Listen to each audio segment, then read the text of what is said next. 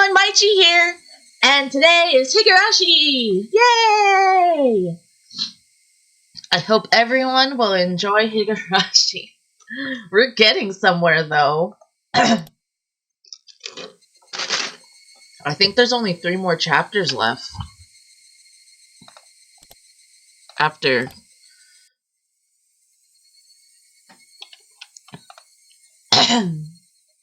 Hi, Vampire Bite! Welcome to the stream! Welcome! Thanks for joining! Oh, hello, Fang Toxic Doppelganger! Welcome to the stream! Welcome! Thank you for joining! I hope both of you are having a nice day today. Hello! Okay, ad time! Ad time it is! Thank you for redeeming ad time! Boof. Okay, I'm doing alright! How about... Oh, wait, can you... There's an ad running. I don't know if you can hear me. I'll wait. But hello. All right. So for recap, if nobody, oh, you can hear me. Cool. Okay. Hello. I'm doing all right. How are you? I drank coffee and I ate nuggets. Hi, Luminite! Welcome to the stream! Welcome! Thank you for joining! I hope you're having a nice day today! Hello! My eyes are going everywhere. Goodness. But that's okay. I'm good, just here to lurk. Have a good stream. Thank you! And thank you for lurking! Oh, I think... Did it work? Yeah, so if you want to lurk, you can do that, and it will send you a little message saying thank you for lurking. I hope you enjoy your time during the stream. But I guess I wanted to add the emote, but I guess it didn't work. But that's okay, though. Okay, let's get started. I hope everyone enjoys. After hanging up on Shion, I searched for Rika-chan's phone number on my school's contact list. There it is! My fingers trembled with urgency, and I failed multiple times to put in the simple 5-digit number. Oh no. Kichi, are you calling someone at this hour? It's late, and it's being rude to the other person. That doesn't matter right now, I shouted angrily at my mother, listening to the dial tone. Pick up. Come on, pick up. Oh, it's ringing. Oh, bot has to be subbed, sadly. Oh no, I'm sorry.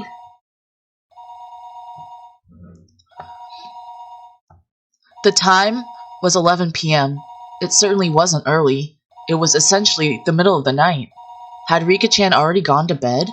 Her phone would be ringing constantly though, so would she get back up for me? Rika-chan didn't pick up. She didn't pick up. Maybe she just happened to miss it. Maybe her bed was just too far away from the phone? The sound of a phone ringing gets clearer and clearer the longer you go on sleeping. Then, the bathroom? Yeah, she must be taking a bath. If that was the case, then even if she heard the phone, she wouldn't be able to pick up. It was a little late to be taking a bath, but it was possible she normally took baths right before going to bed. I'll wait 30 minutes, then try calling again.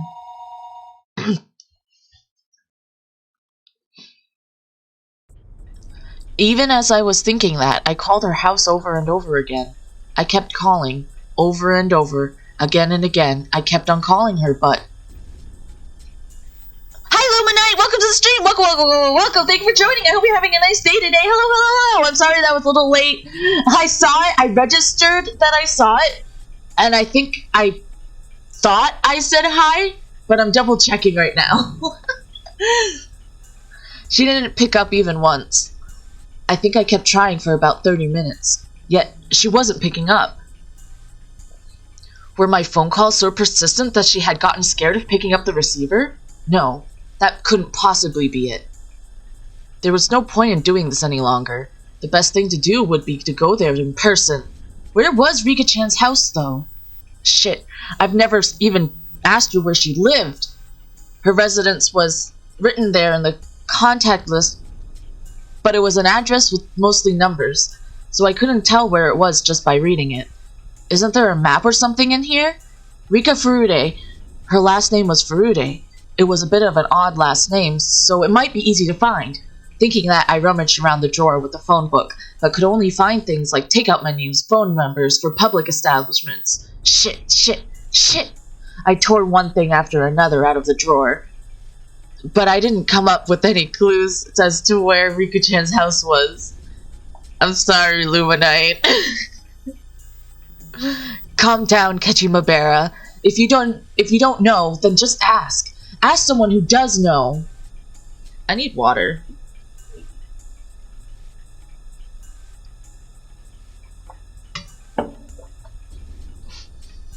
Oh, my bad.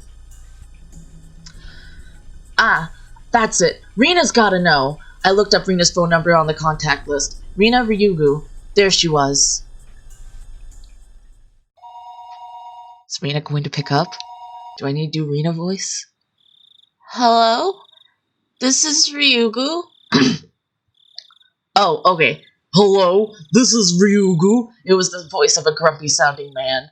It must have been Rina's father. I am calling in the middle of the night. I need to be polite. I'm sorry for calling so late at night. This is Mabera. Is there any chance Rina-san is around? Rina is taking a bath. Oh, she's done? Rina, there's a friend of yours on the phone. Oh, right. Rina Ryugu. Was her real name. Reina. Oh yeah, Reina. I was reading it wrong. Wasn't it? I'd gotten so used to calling her Rina that hearing her real name caught me a little off guard.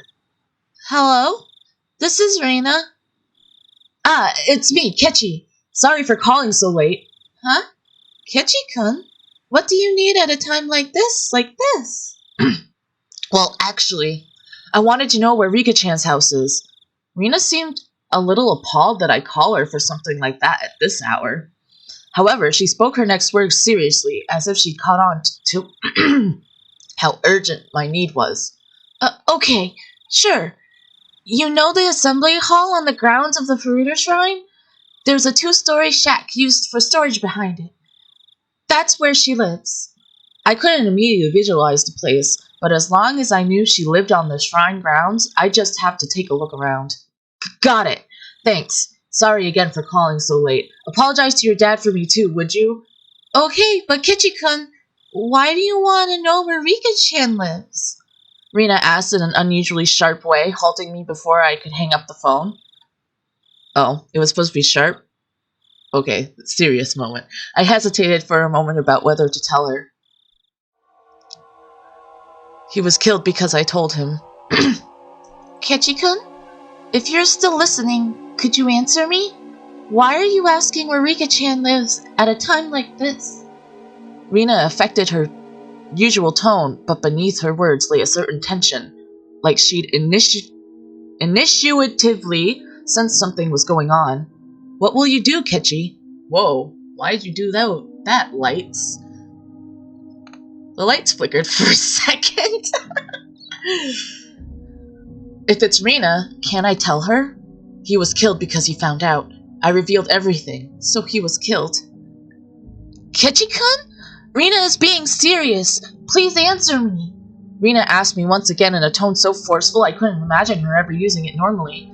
I was taken aback by her vigor. Vigor? Rina was Rika-chan's friend too. She had the right to be concerned about Rika-chan disappearing. If I told Rina then, even if only for a moment, I could drive away my horrifying fears.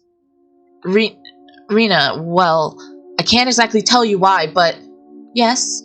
Rina's tone was seriousness stuff. Seriousness stuff. Itself. Ha. Just from that tone, I could feel her saying, no matter what you say, Kechi-kun, I believe in you. I believe you. Okay. That subtle sense of security gave me the courage to reveal the truth. I have a feeling that Rika-chan is in danger. You mean like a premonition? Or do you have some reason to believe she's in danger? I really didn't have time to go back and forth with Rina about this. Still, I think listening to her calm voice soothed my pointless impatience. I didn't I don't have much reason, but yet I still hesitated. I had told Rika-chan that we had snuck into the ritual storehouse. The mayor, to whom Shion had confessed before that, had already disappeared, so it was possible that Rika-chan also. I didn't know how to explain it to Rina. While I was tongue-tied, Rina spoke up. Sorry for asking something so weird. I thought about it, and it isn't like you need to be sure. Rina laughed a little, seeming a bit absent-minded. I wasn't exactly in the mood to laugh, so this time I was dumbfounded. Rina continued in a cheerful yet still purposeful voice. You're worried about a friend. I don't think you need a reason to go and check on them. Even if Rika-chan was asleep and you ended up waking her up, if that was why you did it, then none of us would get mad. Rina, thank you. Okay then, Keiji-kun. Just one thing. You called Rika-chan's house, right? Then you just couldn't get through, so that's why you asked me where her house is. Yeah, that's right. I must have called her for over 10 minutes. She could just be sleeping and not have noticed. Rika-chan's house is really small. She would definitely hear the phone ringing if she was asleep. Satoko-chan is there too, so there's no way neither of them would notice. Huh? Satoko? You mean she's living with Rika-chan? Yeah, you didn't know? Well, we could talk about that later. Anyway, if you called that much and no one answered, then something's definitely wrong. Rina understood that the situation wasn't normal, far faster than I could have ever imagined her to. It made her seem dependable. However, the fact that Rina had acknowledged this also meant that the best case possibility of it all, just being the result of my own needlessness fears, went out the window. I'll go to Rika-chan's house right now. Will you come with me? I can show you the way. Oh wait, that was okay. I'll go to Rika-chan's house right now. Will you come with me? I can show you the way. Sounds good. Let's meet up at the same place as usual. I'll be waiting for you. No, wait! I'll come get you at your house. You just wait there, and tell your family you're coming with me to Rika-chan's house, okay?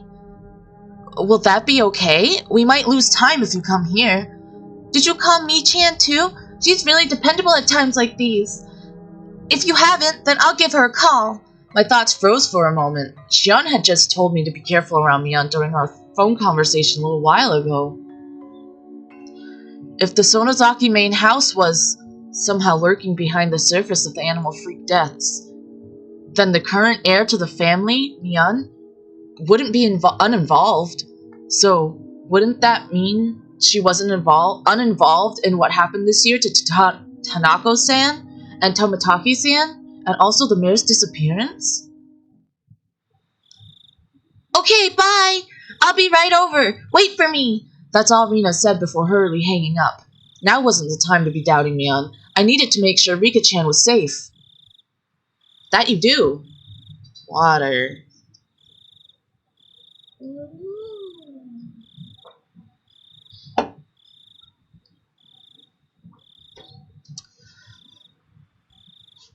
I got changed and grabbed the key to my bike. I figured things would go more smoothly if we met up in the place we usually do before school.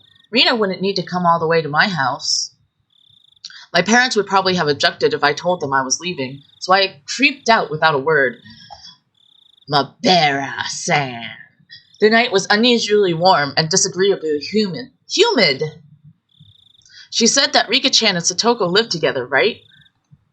Then it wasn't only Rika-chan, Satoko wasn't there either. Realizing what them living together really meant caused my thoughts to immediately take a turn for the worse. That can't be.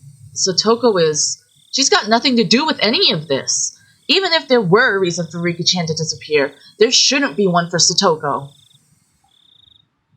Keiji-kun! Rina was really fast. She approached me on her bike at an amazing speed. Her breath was ragged, painting a clear picture of just how hurriedly she'd been going. Hey Rina, let's get going. Keiji-kun, I thought I told you to wait at your house. Rina's expression was all business. Was she mad? It came out of the blue, and I faltered for a moment.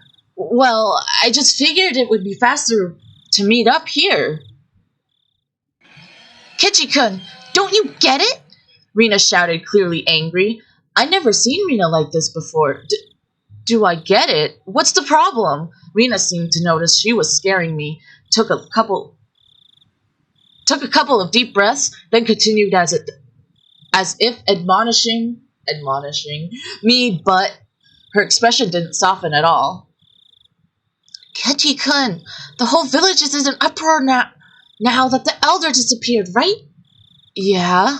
Now you're telling me that Rika-chan and Satoko-chan aren't where they're supposed to be, right? Yeah. That about sums it up. Then you need to be more careful. Do you have any idea how dangerous it is to be standing out here alone in the middle of the night?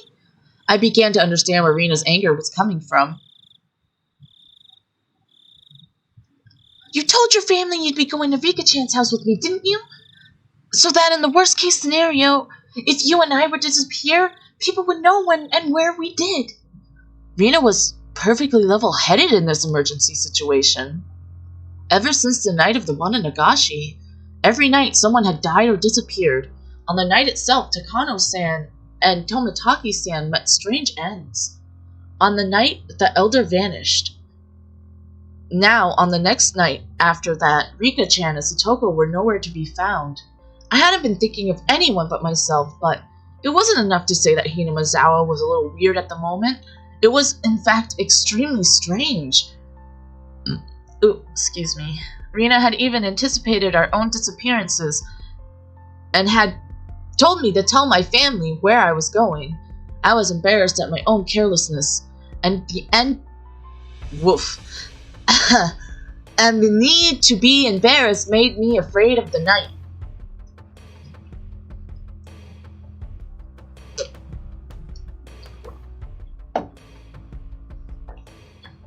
Sorry, I didn't tell them yet. Okay, then let's go tell them together. With Rena beside me, I wheeled back towards my house. Moon! Don't look at the moon! No, I'm not going to do it. The moon seemed strangely high in the sky, a sky that was uselessly vast and cold, so that no matter what, it would never seem to me like a dream. This cruel fact had already confronted me. On such a crazy night, Rena had been unimaginably dependable. Hinamizawa's metamorphosis, enough to make Rena caution me against carelessness. Local 58. Against carelessness was, to me, the most fearsome of them all. The moon seemed strangely high in the sky. We met up with Mion on the way, and she, of course, was unsure whether to believe me about Rika-chan and Satoko's disappearance. Kei-chan, are you serious? I'm going to get really mad if this is a joke. Mion was clearly displeased. If this was a joke, it wasn't very funny. I understood how discreet my words were. Ever since the day before yesterday, someone had either died or vanished every night. Rika-chan and Satoko disappearing. After all that, was something you just couldn't say, even in jest. Mi-chan, if it really is a joke, don't get mad, smile. It would be a joke after all. We need to go make sure whether it's a joke or not. You're right. Sorry for getting upset.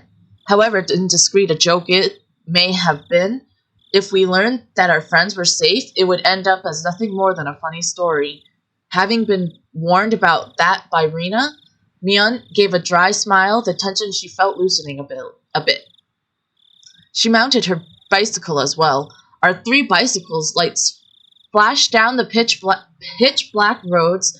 They were some of the only illumination outside.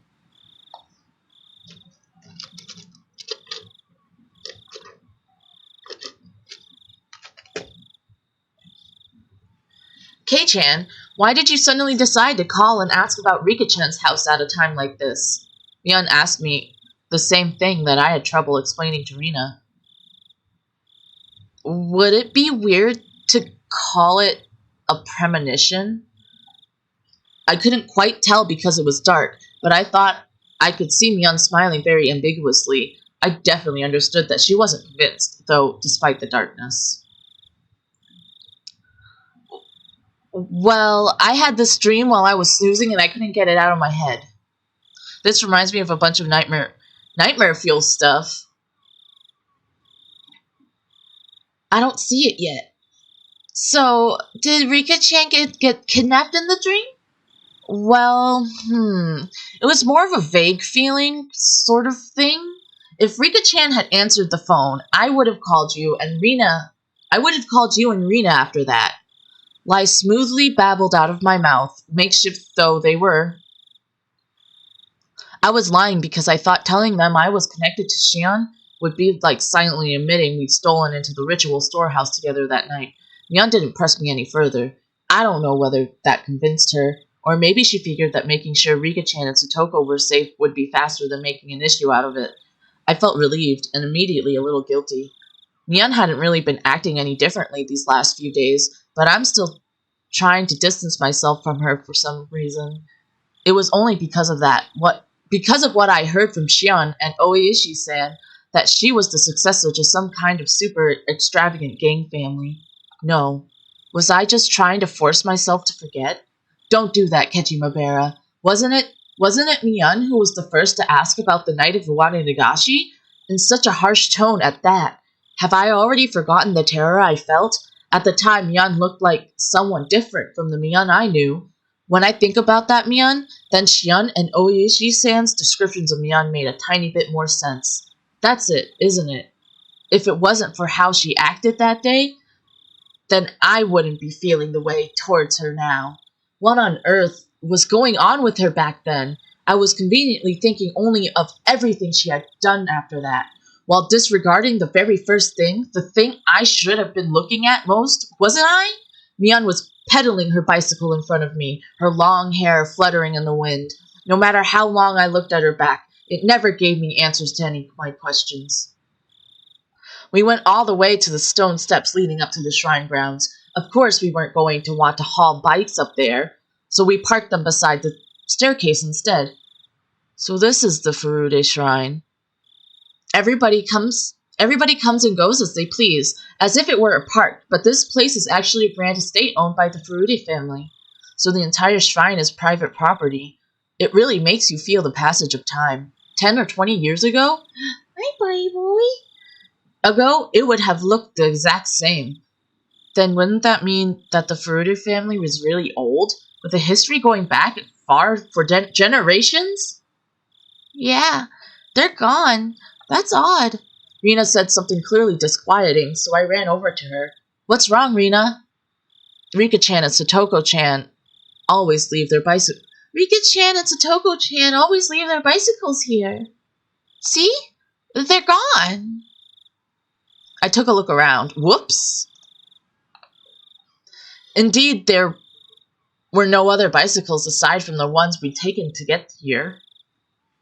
Couldn't they have parked them somewhere else? Could they have brought them up the stairs? Those girls couldn't do that, Kechi-kun. Just as she said, I couldn't imagine Rika-chan and Satoko lugging their bikes all the way up there. We hadn't yet knocked on Rika-chan's door, but reality was already sparking some ideas that weren't what you'd call good. Maybe they were just parked under some trees and we hadn't noticed them. I refused to believe that not being able to find their bikes here was proof that they disappeared. Let's go. The only way to be sure is to check their house. We all nodded and dashed up the stone steps. We passed through the red arch and came out onto the shrine grounds, which was covered in neat gravel. It was so quiet here, as though the Wananagashi festival had never happened. So where's the house they live in? Over here! Come with me! Rina took the lead and sprinted off. We went towards the assembly hall behind the shrine, then looped around behind it. In the darkness of the night, we found a small, prefab, 2-story shack that looked like a warehouse. The lights are off. Are they sleeping? Let's knock. Rina and Mion neared the shack, which didn't really look like a place a people would live. They had such a beautiful shrine, so I figured they'd live in an equally beautiful house. It was far from what I had expected. Rika-chan! Satoko-chan! Are you there? Rina shouted up towards the second floor. Her voice was restrained at first, but it steadily grew louder. No answer. Oh, no answer! In fact, there wasn't any sort of activity in the house after all. They might be sleeping. Let's wake them up. Mion banged on the shutter with both hands, and the loud sounds echoed into our surroundings. They would have noticed this much noise. They would turn on... Oh no! They would turn on the light in their room, fling open the windows, and yell, "What time do you think it is?" That, however, wasn't happening. There was absolutely no response. Mion stopped slamming her fists on the shutter, and a sudden silence fell over us. The silence aroused terrible thoughts in us. I could feel the blood draining from my face. It's locked. I wonder if we can get into it somehow. Rena showed no signs of stopping. It didn't look like she would admit they weren't there until we went inside and saw for ourselves. That refusal to give in gave me strength. The second-story windows wouldn't be locked. I'll give them a try. K-chan, a ladder. Mion brought over a ladder that was standing against the house. The footing was a little unstable for me to be climbing it, but Mion held the ladder firmly in place for me. I hadn't climbed too many ladders. I wonder if they're going to go to the ritual house, because it's like, maybe if they check the ritual house, it will be like that? I don't know. I hadn't climbed too many ladders. My inexperience with them exposed. I climbed up one step at a time and tried to open each window on the second floor. Mi-chan, I'm going to go check the main house just to be sure, okay? I'll be right back. Rena darted away. What? A main house? It's the Fruity family's actual house. After her parents passed away, I think it's been left like that. Hi, Vampire, but I missed the last stream of this, but I think I get what... Yeah! Hi, Vampire Bite! Welcome to the stream! Welcome! Thank you for joining! Oh, wait! You were here the whole long! You were up there, and I think I said hello! Welcome back! Hello! I need water.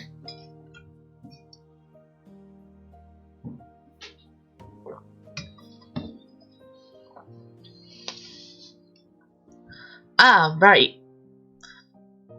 Rika-chan's parents, they passed away, huh? At that point, I recalled something else. Wasn't Satoko living here too? Satoko's also an orphan. Her parents fell from a cliff because of Oyashiro-sama's curse. Then her older brother, Satoshi-kun, he disappeared. Satoshi. I've heard that name before. I remembered. He was the one who disappeared last year because of the curse. Ever since then, Satoko and Rika-chan have been living in this shack. Neither of them has any family, but at least they're together. They help each other out. Rena said main house, didn't she? Wouldn't it be easier to live there? The curtains were drawn, so I couldn't get a good look inside to see, but two young girls living together seemed like a pretty tough life. I think she tried that at first. She said it was hard, though, because it reminded her of her parents. I had no idea. I feel really bad for them. They were normally so cheerful at school that I never even realized an atom of this. Rika-chan and Satoko-chan, they have it hard, huh? She's cursed. Huh? Suddenly, Mion said something in such a low voice that it sounded like she was really cursing someone, and I didn't let it slide. I turned around on the ladder to face her and asked again, Mion, what did you just say? I said, she's cursed. Mion, still holding onto the ladder, brought her head up to look at me in the eyes. As soon as our eyes met, an absolute zero jolt of electricity surged through my body. Mion's eyes clouded over, and within them boiled and bubbled a stew of chaos. They whirled around and around like a raging sea, and bubbles floated to the surface. I had at some point been trapped on this ladder, like being cornered on a dead-end street. Mion, why are you making that face? I intended to follow that up with, you're going too far with this joke, and give her a forced smile. However, on such uneven footing as I was, the only thing that came out of my mouth was a hoarse groan as I desperately struggled to not let nausea overwhelm me. Satoko Hojo? She's been cursed by Oyashiro-sama. Mion answers with a response to something I never asked, as if replying to somebody else's question. The only people who fell from the park observation platform were her parents. Only her parents, who treated her like dirt, died that day. She was the only one to survive. Then, she was sent to live with her aunt, who treated her cruelly, and the aunt was killed on the night of the Wananagashi by some deviant who beat her to death so violently her brains were everywhere and her head an entirely different shape by the end of it. Then, Satoshi-kun, who always protected her, he suddenly disappeared on her birthday. Someone made him disappear, even though he wasn't abusing her. The police judged him to have run away from home, but Satoshi wasn't the kind of person who would do that. He was always earnest. He would never ask for anyone's help. He would always drag himself through everything with hard work alone. He worked so hard he nearly ground his bones into dust, all for his one and only little sister, and yet someone made him disappear. She was the only thing he lived for, and yet someone made him disappear. Poor, poor Satoshi-kun. He was never rewarded, that Satoshi-kun. How ungrateful that child is. She is cursed. All who get near her suffer the same fate. The curse kills them, or the curse makes them disappear. She cannot have any relief. She cannot have any relief. It's probably Satoko's fault that Rika-chan disappeared too. It has to be it. It has to be it. It has to be it. It has to be it. It has to be it. It has to be it. It has to be it. It has to. I need water. Mion was mumbling words over and over that were no longer coherent. Her shoulders were trembling so hard that I could feel it through the ladder. I almost lost my footing, which made me realize just how far away the ground really was. Calm down, Mion. I don't know what you're talking about. I wasn't sure if she even heard me. Mion rocked back and forth, and that rocking and trembling was becoming even more violent. Help me.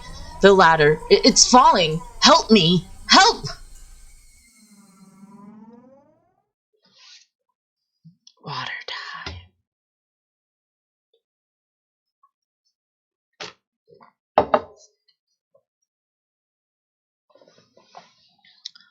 Just then, I heard the sound of many people running towards us. Oh, hey! Over here! I very nearly said help me outright. 4 or 5 adults, led by Rina, ran over here with flashlights. Kichi-kun, Mi-chan, sorry I took so long. I borrowed the key. Oh, nice one! Seems all the windows and doors are perfectly sealed. I was getting worried. When I heard Mion talking like nothing had just happened, I again felt a chill run through me. The person currently holding the ladder in place, it was definitely Mion. It was the real Mion Sonozaki. Then, the person muttering to themselves just a few seconds ago. Who was that? The person who was mumbling about terrible things, like curses. Who was that? I jumped down from the ladder as if running away, before Mion turned into the person who wasn't Mion a second time. The adults tried a few different keys on a key ring as they tried to open the big shutter on the first floor. Rika-chan's house used to be a disaster shelter for the town council, so the key to the shutter is still kept in the mayor's house. It's Rika-chan and Satoko's private residence now, though. Well, this is on Rika-chan's property anyway. Nobody complains about it. Mion gave me a smile as she said that. I, however, could only return her gaze with an aghast expression. Aghast. Mion was acting all too normal now, but that only contrasted all the more sharply with her earlier un-Mion-like creepiness. Bang! Bam! Clutter! Clatter! Clatter! Bang! The shutter opened up for the first time in a very long while. Rina located the light switch and wasted no time going inside. I followed her in. Rika-chan! Satoko-chan!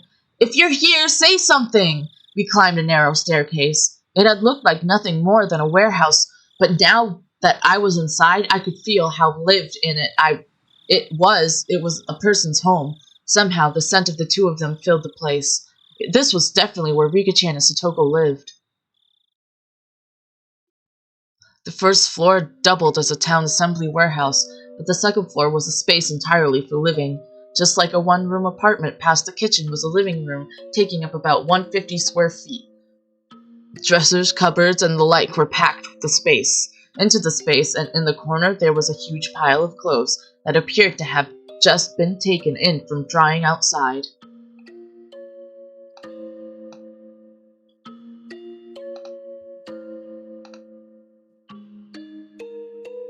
Ba-ba-ba.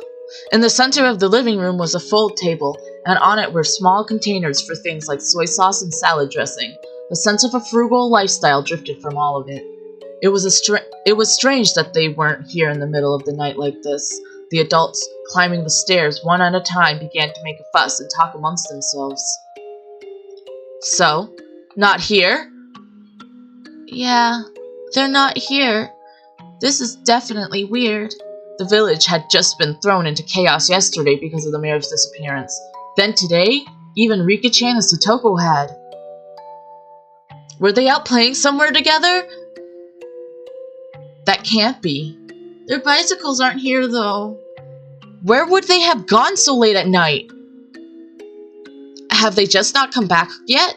Where did they go? The adults put forth various possibilities, and the house immediately devolved into a state of confusion. Eventually, Mion settled them down. I don't want to believe it, but the mayor, Kimiyoshi, disappeared yesterday. We can't say that this is unrelated. The adults' faces paled at Mion's declaration. Mine and Rina's did as well. Let's see. They could have gone nearby for some tea or something, then accidentally fallen asleep. Whoever invited them might just not be able to wake them up at all. 2. Let's eliminate that possibility first. Makino-san, please go around to the houses near the stream. Kitaro-san, go look near Ojaga Lake. Okamura-san, you... Mion promptly gave directions to the villagers. The adults followed them without hesitation despite her age. We'll remain here and call up anyone we can think of on the phone. Okay, everyone, you have your orders. Got it! The adults all roared in reply and pounded back the stairs down. Wow, Mi-chan! You're not only chairperson of the school, but Hinamizawa too! No time for jokes! Hey, step aside! This old man is using the phone. Mion grinned proudly, took the receiver, and got started. Rina gave Mion a trusting look, considering her dependable for doing all of this.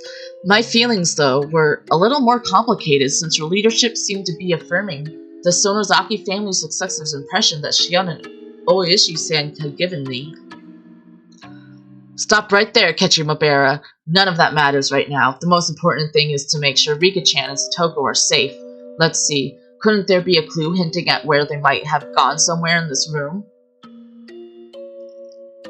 Still, though, I wouldn't know what to look for anyway.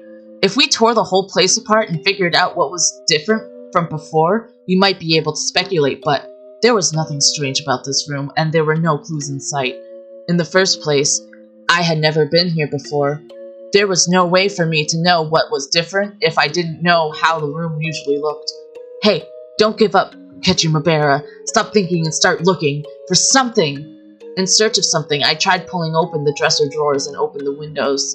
I didn't uncover anything meaningful there, though. Rina, also unable to stand around doing nothing, was looking around the room like I was.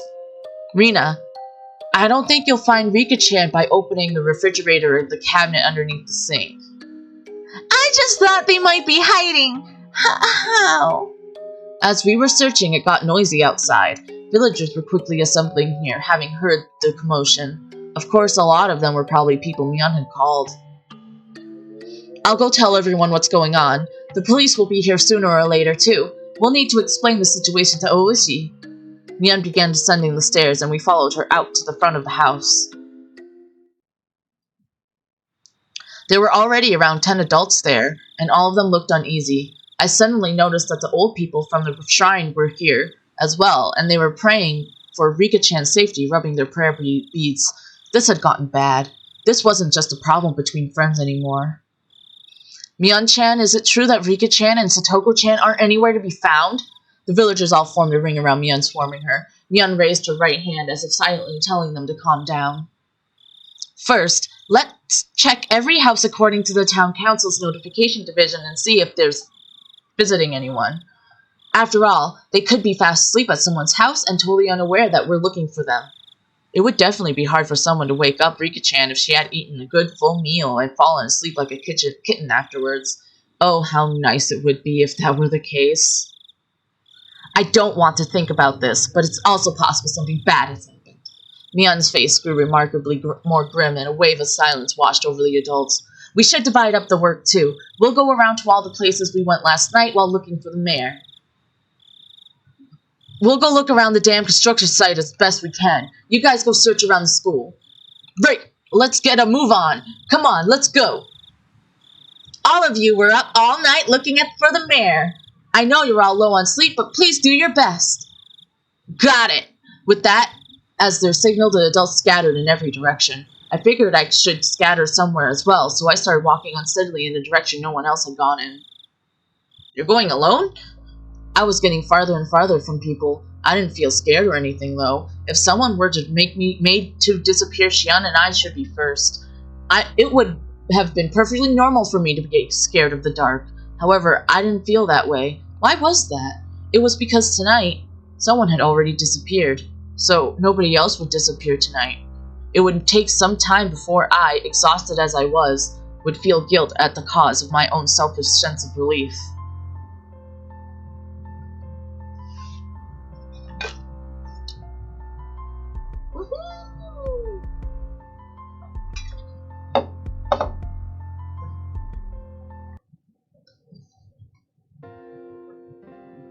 Suddenly, my vision cleared and a cold wind caressed my body. This was the hill from which you could see the whole village. Looking down from this hill, I could see lights on here and there, and knew that the entire village had awoken from its slumber. First Takano-san and Tomitaki-san, then the mayor, and now even Rika-chan and Satoko had been sacrificed, and word of it was spreading everywhere. The strength of my knees left me. This could no longer be a joke. We could have found them. Mion would have told me I was a worrywart. Rina would just be glad we did, and they would have smiled at me. My hopes disappeared as if I were awakening from a dream. That was what the view I could see was telling me. Following my knees, my arms both bent forward onto the ground, and I clawed at it with my nails. I couldn't figure out if I was feeling sorrow or frustration. Is this my fault? I couldn't endure the burden of my own sin, and I had just told Rika-chan about it too. Oh, there was no two. They had nothing to do with it, but Rika-chan and even Satoko had been sacrificed. It was like a cross that Xian and I would each have to bear the weight of until we ourselves were erased. Well, if I'm going that far, then the problems started long before that. My original sin of breaking taboo and entering the ritual storehouse without asking.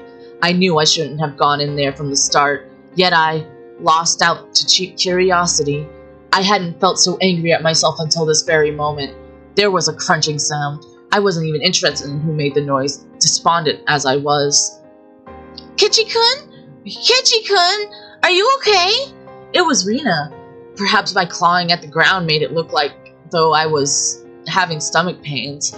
She ran over and rubbed my back like she was trying to make me feel better.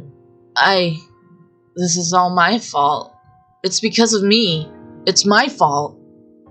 Kechi-kun's fault? You didn't do anything wrong. Please don't blame yourself for this. I could tell Rina was doing her best to choose the right words out of consideration for me. That's why I could sense her intent behind those words. Kechi-kun, you know why Rika-chan and Satoko-chan disappeared, don't you? Is what she really meant to say. Because it was an emergency, Rina had ignored the reason why I wanted to make sure Rika-chan was safe, but now that we'd actually confirmed her disappearance, it was only natural Rina would start to wonder about why. However, with the situation having gone this far, I couldn't possibly tell her. I didn't want to admit that Rika-chan and Satoko had disappeared, but I couldn't let Rina disappear either. Kechi-kun, if you stay out here in the wind, you'll catch a cold. Rina sat down, bringing her eyes level with mine. They told us that the children should go back home and to sleep. Rina showed me her watch as she said that. It was long past 1 in the morning. Time was passing too quickly. Had I been crawling around here for that long? If we don't sleep soon, we'll have trouble getting up for school tomorrow. Even the adults are really worn out, since they were up searching for the mayor last night, too. They were saying they'd break up a little earlier tonight. I was a little upset that they weren't allotting as much time to this as they had to search for the mayor last night, but that was something I, the cause of everything, had no right to criticize them for. It's alright. The police arrived a little while ago. Look, there's police cars coming into the village right now. Hearing that remark, I looked down at the village to see that there were indeed more cars than one would normally expect at this hour, coming from the darkness on the other side of the mountain. However, none of their emergency lights were on.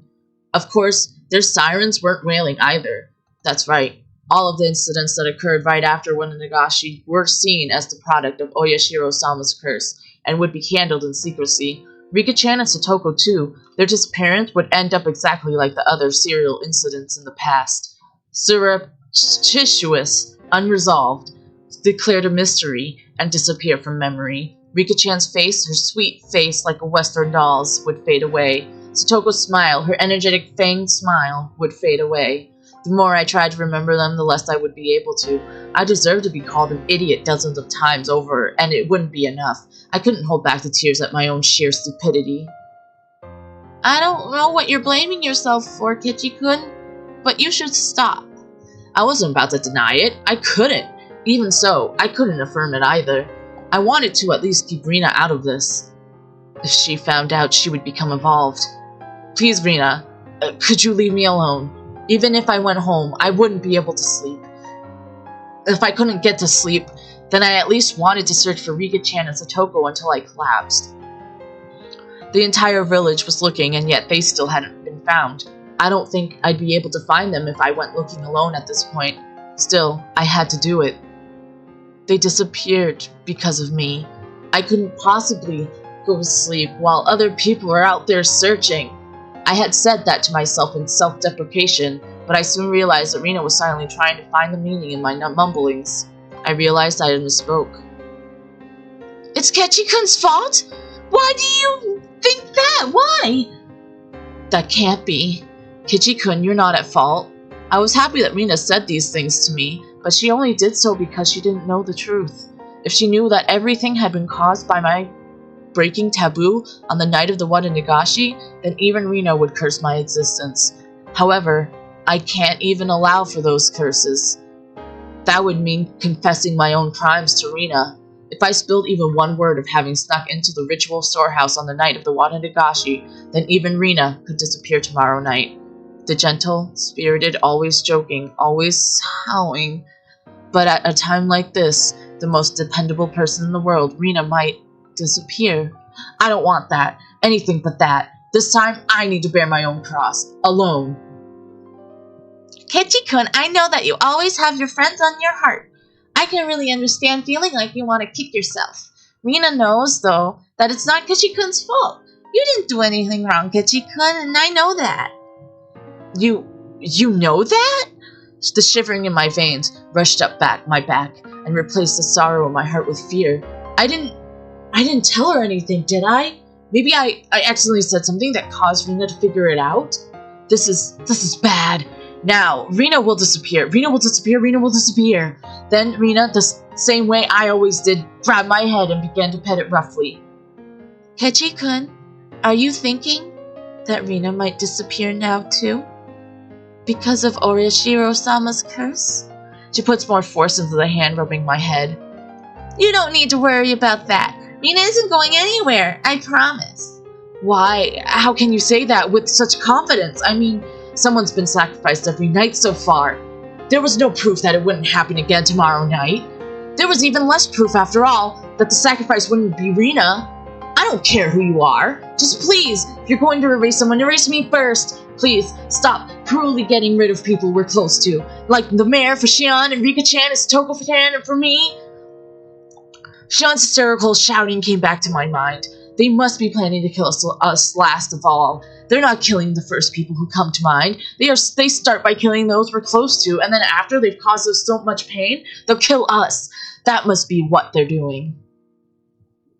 Rina, please, Don't disappear. Please don't. As long as I'm still here, I could no longer conceal the sobs welling up within me.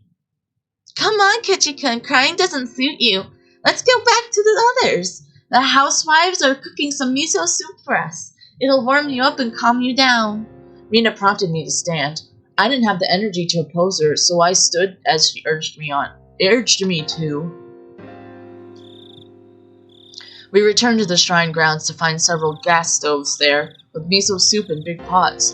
The many villagers were sipped at the soup. They were given in dead stony silence. Their expressions were absolutely exhausted. Everyone had just been running around the village until a little while ago. From the dreary looks on their faces, though I assumed they hadn't come up with anything yet. Kei-chan, where did you go? I was worried you disappeared too. Sorry.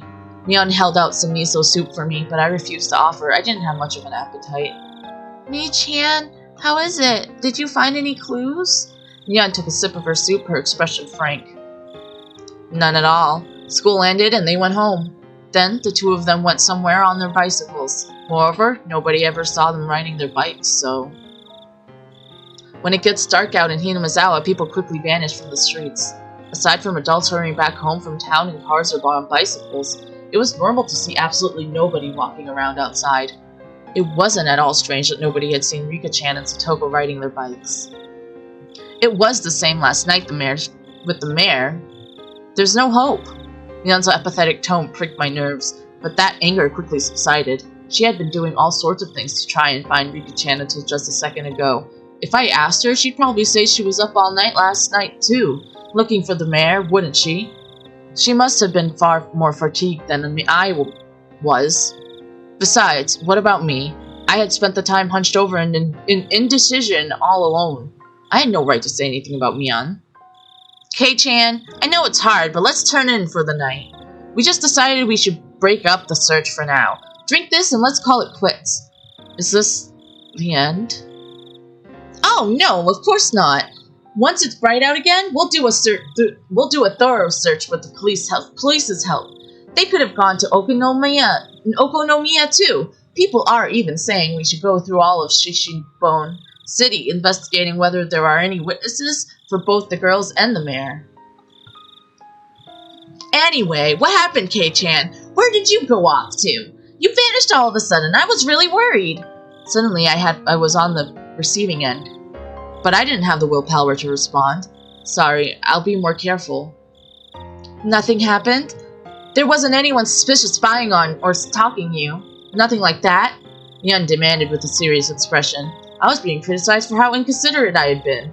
Despite being in so much pain, I was frustrated that I was being criticized, but it was my sin. My sin, and I must bear it alone. Nothing. I'll be careful either way. Sorry. Mion, now aware that nothing had happened, heaved a big sigh with her shoulders looking relieved. Oh my. I knew I smelled something good coming from over here. I'd be much obliged if you'd allow me to have some. We heard the repulsive voice of a fat man. Oh. It was Oishi-san, trailed by a handful of police officers. He was acting energetically in a way unfitting given the situation. There's not much left, but you have some if you want. Mion didn't like Oishi-san very much. Her cold attitude, though, didn't seem to bother Oishi-san in the slightest. It was like splashing water in a frog's face. Well now, miso soup leftovers have a bit too much salt for my taste. Confound it, nyahahaha. Would you all like any? He recommended it to his subordinates, but everyone gave dry smiles and refused. So have the police gotten any clues? Rina's smile was warm enough to replace the miso soup. Don't worry, little missy. Everything's fine. We're searching for them real good. Woof, woof, woof, woof, woof. He didn't say a word about having found any new clues. In other words, there had been no progress. That sure was an annoying way of beating around the bush. In any case, it really has gotten late. All you youngsters should get on home and get some sleep. It'll be bad for your health otherwise. Yeah. Kei-chan, Rina, get some rest. These guys get our tax money. They'll handle it from here for us. We're taxpayers too, you know. It's like we're drinking our own piss. No, ha, ha, ha, ha. I really wasn't in the mood for laughter. In fact, Oishi-san was the only one laughing like an idiot. Okay, seriously. Okay, seriously, please do your best. Oh, okay, seriously, please do your best. Let's go home, Kichi-kun. It'll be harder to wake up tomorrow if we don't. Yes, that's right. I can always bring you home if you need. Oh. Yes, that's right. I can always bring you home if you need. Kuma-chan, why don't you bring the car around? No thanks. We came on our bicycles, so... No need to worry. We came in a truck. We'll just throw the bikes in the back. We may have gotten pretty sleepy, but we just needed to ride home at this point. I didn't want to bother the police like that. Rina, however, nodded.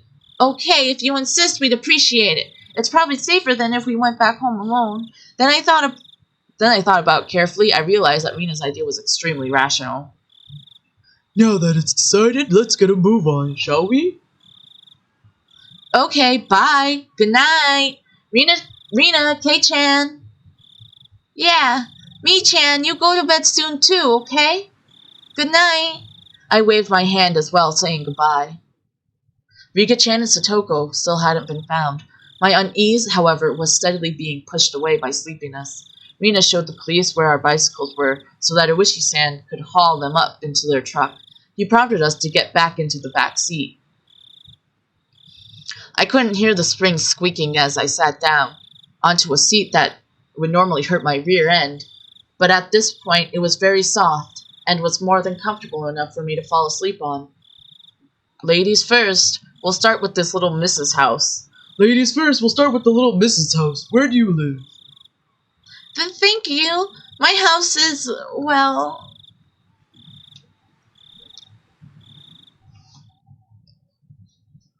Rina's voice slowly grew distant. I felt myself being sucked into the void of sleep.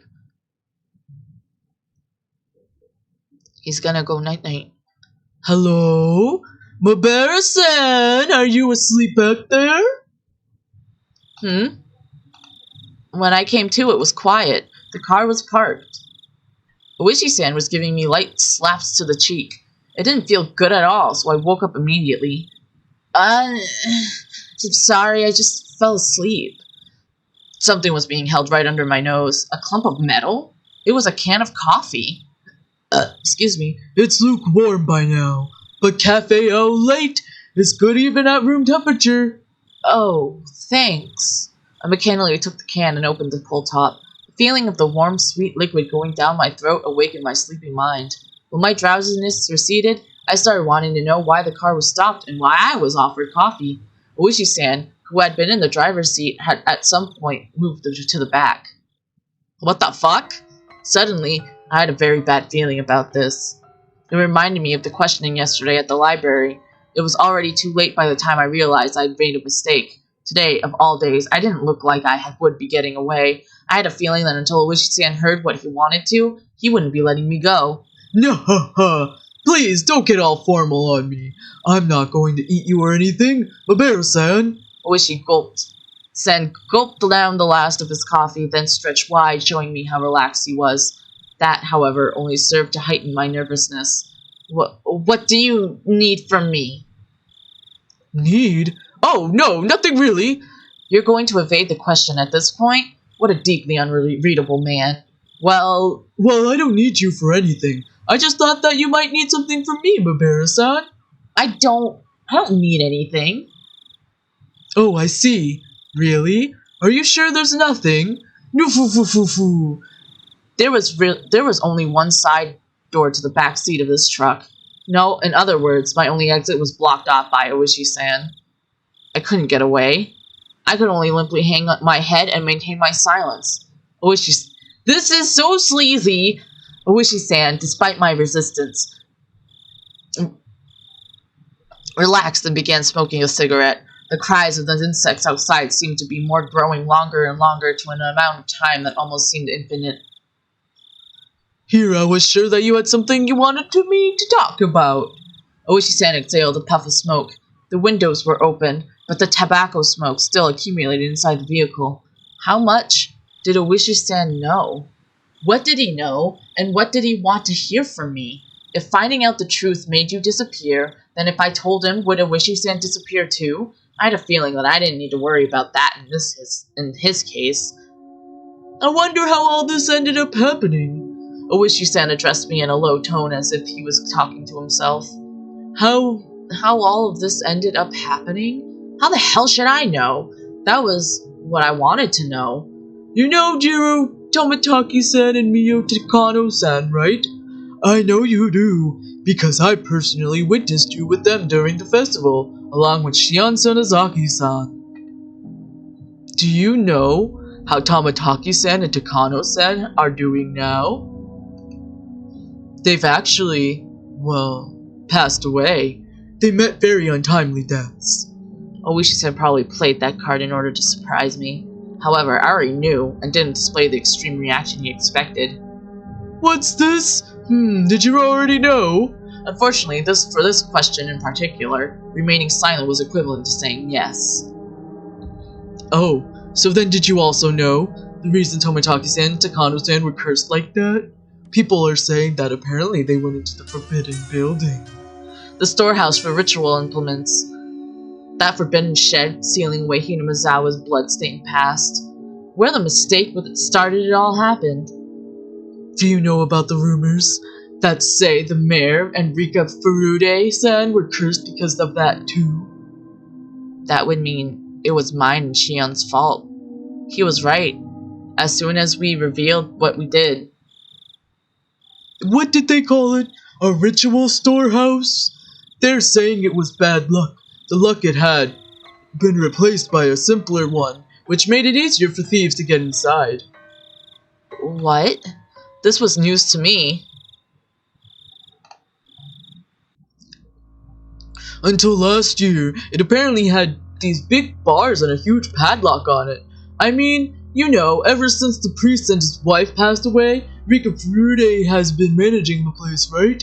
Apparently, she talked to the mayor saying she wanted them replaced with a lighter, more simple padlock because the bars were too heavy for her. I didn't know anything about those bars he was talking about, but the lock had certainly been a simple one. It was a pretty cheap one too, and it didn't really fit my impression of what a lock for a place you'd store something as important as ritual implements would look like.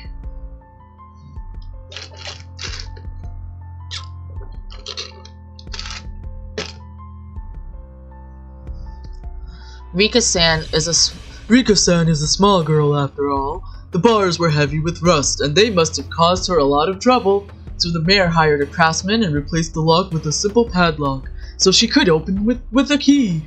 So, how does that mean it was bad luck? Here's what I'm saying. Thieves couldn't get in with the old tight lock. The mayor and Rika-chan replaced it with a cheap lock and key on their own, so thieves broke into it. Apparently, that's how it's going down. That explanation's a bit. Letting that slide, certain members of the village delivered punishment upon the thieves who stole into the ritual storehouse, as well as the mayor and Rika-san who changed the lock. At least, those are the whispers that seem to be going around. Mabero-san, what do you think? What do I think? I don't really know what you mean by certain members of the village. Are you familiar with the three families? Representatives from each of them gave short addresses at the Wenenagashi Festival's opening ceremony. Did you see them? I came partway through the festival, so I don't really... The three families are the three oldest families in Hinamizawa.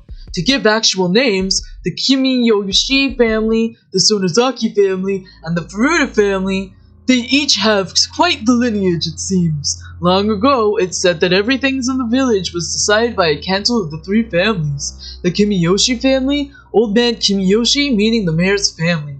The Sonozaki family was Mion's. The Furuta family was Rika-chan's family then. After the war, the Sonozaki family quickly expanded their influence. Practically speaking, after leading the fight against the construction during the dam conflict, they jumped to the top of the hierarchy in Hinamizawa. You see, though, the accordance of the old ways, they still decide important village matters only after consulting with the three families. That's why the leaders of 3 families each have their own interests at the start of Wada Nagashi. In other words, the mayor, the old lady currently in charge of the Sonozaki family, and the last remaining member of the Furuta family, Rika-san. I heard that the Sonozaki family was pretty high up there, so Rika-chan's family was just as old? Well, as you're aware, she has no relatives at all. In reality, the Furuta family holds pretty much no influence. However, it seems like people gravitate towards Rika-san on a personal level, and I hear that many of the village's elderly have blind faith in her. It was certainly true that Rika-chan had an odd way of charisma amongst them.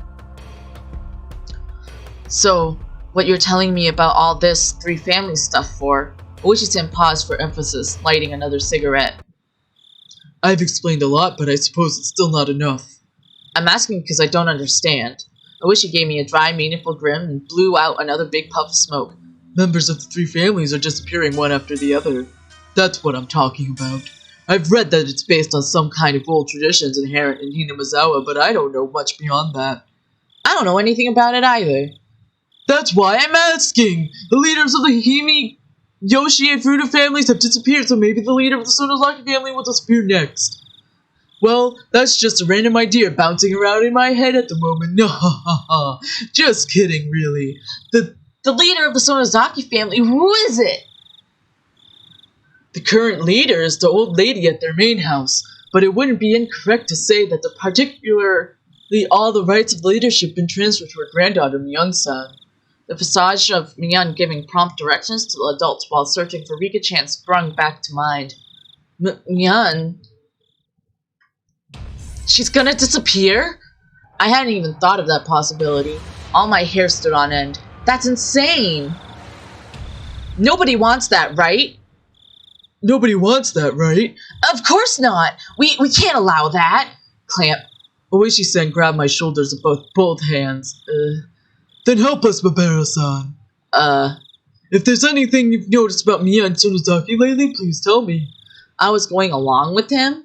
By the time I realized it was too late, Oishi-san brought his face in closer, almost close enough to ram into me, waiting for my next words. This pressure, I can't tear my eyes away from his. That moment, I heard a beeping sound. It was from the driver's seat. He ignored it at first, but then it started to bother him, so he finally let go of me and leaned into the driver's seat. Hello? Yep, loud and clear. I was saved. Of course, it's not like I could escape through the opening. I see. Yes, alright. Let's head back then. Yes. Okay. Apparently he was being recalled. Now that I knew I'd been free, the tension in my body dissipated all at once. It looks like I need to get going. We were just getting to the good part too. That's too bad. Oishi-san flung open the door, exited, and walked around the front to the driver's seat. He left the door open. Did that mean I could leave? You really care about your friends, Babero-san, an admirable trait for a kid to have in this day and age. I totally understand what it feels like you'd be betraying. Hi, Harry Apple. Welcome to the stream. Welcome. Thank you for joining. I hope you're having a nice day today. Popping in to say, hope you enjoy. May pop in later. Okay, I hope you have some nice nap and sleep. Thank you for saying hello. It's nice seeing you. Hello. I totally understand that it feels like you'd be betraying them if you told the police anything. Babero-san, it's the middle of the night, so get a good night's sleep and then think about it. Just a little bit of courage from you might end up being what saves many of your friends in the end. Did he want me to say that the sacrifices wouldn't stop with Rika-chan and Satoko? You know this already, but every night since Wada Nagashi something has happened. In the past, the curse only occurred once per year, but this time it's been going on for days. What a prosperous year this has been. I don't think you can call that preposterous. The night before last night, and now today. There's no proof that something won't happen tomorrow night as well. It's our job to prevent such things before they happen. But for that, we need for your cooperation, Babero-san.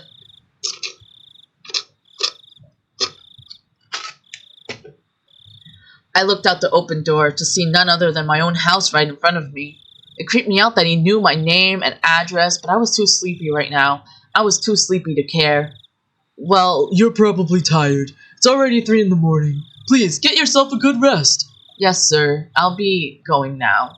When I was about to get out of the truck, as if to deliver a parting blow, Oishi-san said in a raised voice, I'll be coming by every day until you feel like talking, alright? I don't believe forcing you to confess in an interrogation room is really in fashion these days. I couldn't say anything in response, but me slamming the door shut probably served the same purpose. After lightly beeping the horn, Oishi-san's truck drove off. I went to the front door without waving goodbye. The door was locked, but the chain wasn't up. I unlocked the door and entered. Then walked over to the staircase. That was where I lost consciousness.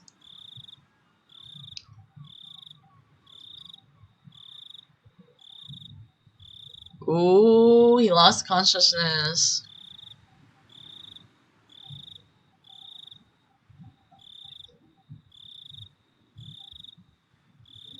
Woohoo!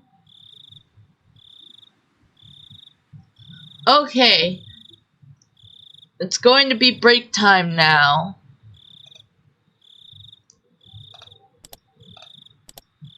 We're gonna be on chapter 11. So, it's gonna be break time. And I will be right back. I'm going to refill water and stuff and take a moment's rest from looking at a screen and reading for a moment. So, thank you for joining, but I will be right back. And if you need to rest too, I suggest taking a rest as well. I'll add music.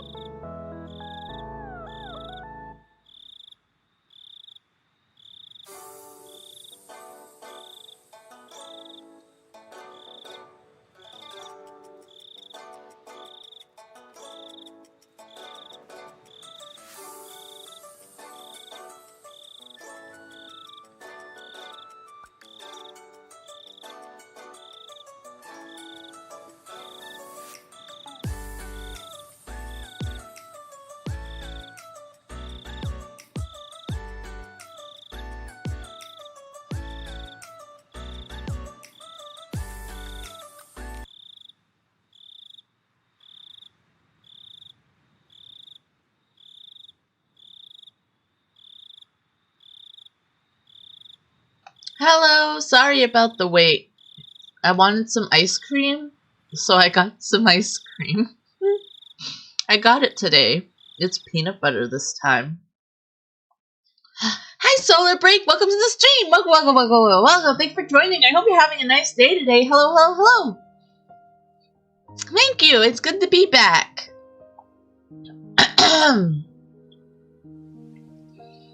I saw a ceiling I was familiar with. Though I was groggy from sleep, I did notice that I was in my futon like I was every morning. I looked at my clock, and despite having turned in so late last night, I had awoken at precisely the same moment I always did. I'm so low on sleep, but I guess you really can get up at the same time every day. Yeah, if you like peanut butter and you like ice cream, it's not a bad mix. It has peanut butter, chocolate swirl thingies, pretzels. Yeah. That type of has lots of goodies in it.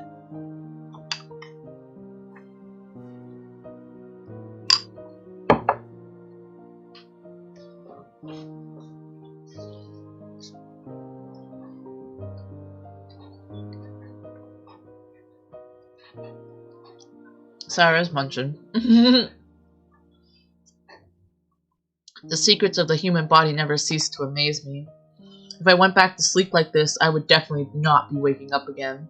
I spurred myself on and slipped out of my futon. Mom asked me about last night at breakfast. Apparently we, too, had gotten a call asking if we knew where Rika-chan and Satoka were, and Mom vaguely understood that something serious was happening. So then you were out late last night with all your friends looking for them? Until about 3, I think. Yeah. Did you find them? Rika-chan and Satoka-chan, I mean. Crunch. I rarely bit into my toast. It really didn't have any taste. Just then, we heard the chime go ding-dong. I looked up at the clock and saw that it was about 5 minutes past my regular meeting time with Rina. It was her at the door. Good morning. Hold on. Good morning. Did you get any sleep, did you? I think I slept for a few hours. Did you? You could probably count them on a chicken's toes, though. Rina seemed pretty sleep-deprived as well. There was something missing from her usual spirit. Are you going to school? Yeah, I think it would be better that way, she said, smiling. Oh, are you going to school? Yeah, I think it would be better that way, she said, smiling, albeit stiffly. Rina was probably worrying her heart out about those two as well. Even so, she wanted to go to school. If you stay home today, I think you'd just be worrying nonstop and sleeping. I don't want that. So let's go to school together. Alright. Wait just a moment. I'll get ready. Yeah, we're back! Hi, Luminite! Welcome back! I was just a little bit happy about Rina mustering that much consideration for me. We went to the place where we'd usually meet up with Mion, but she was nowhere to be found. We were a little bit late today, so we thought she'd be waiting for us. I guess Mi-chan couldn't wake up today, huh? Ah, that's right. For her, it wasn't just yesterday. She was up all night looking for the mare the night before last, too. We waited for a bit.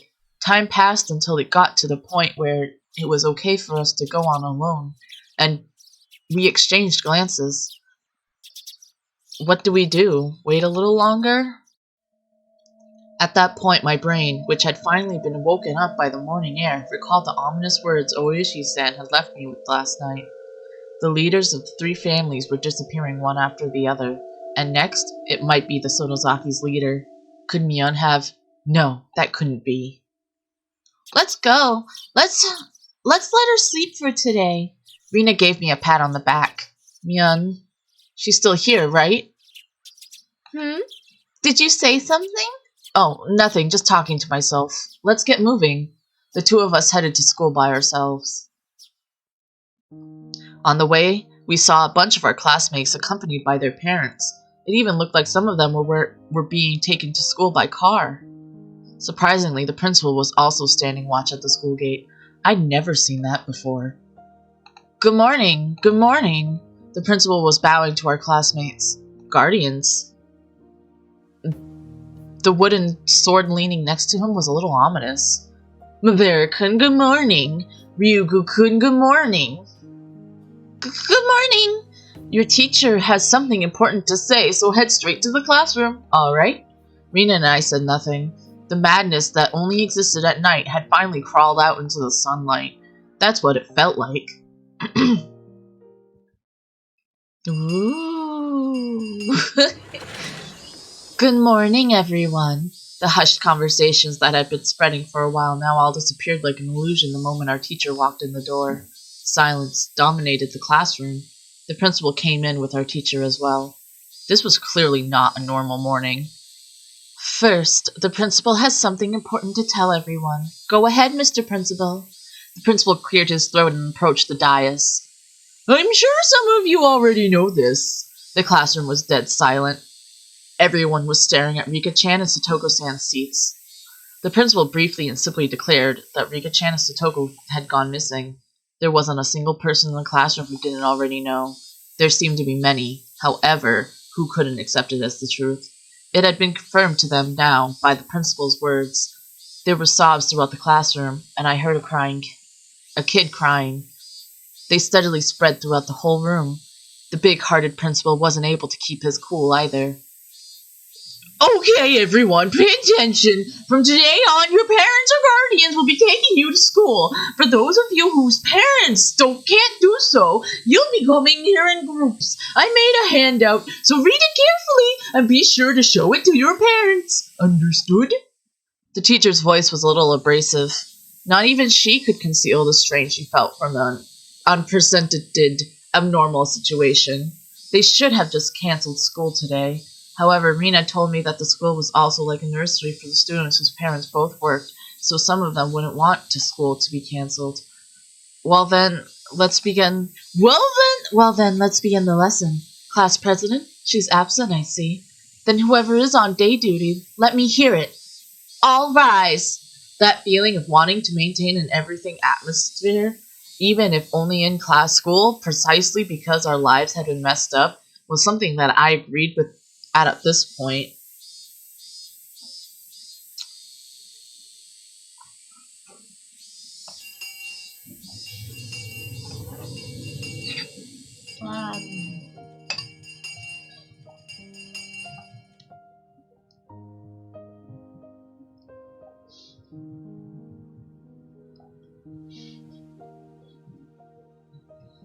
As for the teacher who always had her lunch in the staff lounge, she ate in the classroom today. I had to laugh at her curry bento, which was just a rumor until now, but there was nobody to laugh with me. Rina brought her chair and lunch over to my seat. Today, it was only the two of us. The fact that we didn't need to drag any other desks over was sad. I'm sleepy. Yeah, I don't feel like sleeping anymore, though. In fact, I'm jealous of the people that could sleep at a time like this. They've got nerves of steel. You're right. I was sleepy this morning, but my drowsiness had dissipated after coming to school and constantly feeling the incredible tension. Reno's bento box didn't have its usual luster. That was to be expected. Reno was up for a long time last night, too. She wouldn't have had time to make her lunch beforehand, since it's not like she would have gotten it up early this morning. Grab anything you want. Go ahead. You can admit my bento is... Oh, grab anything you want. Go ahead. You can admit that my bento is better today. Okay. Then I'll have some. Wow. A chikuwa roll with perla and cheese? That's interesting. Rina, yours might have ready-made food in it, but it's pretty good too. I realized the two of us were desperately trying to brighten the afternoon mood to its usual level as much as we could. I looked around the classroom, and it seemed like we were the ones trying to do so, surrounded as we were by gloominess.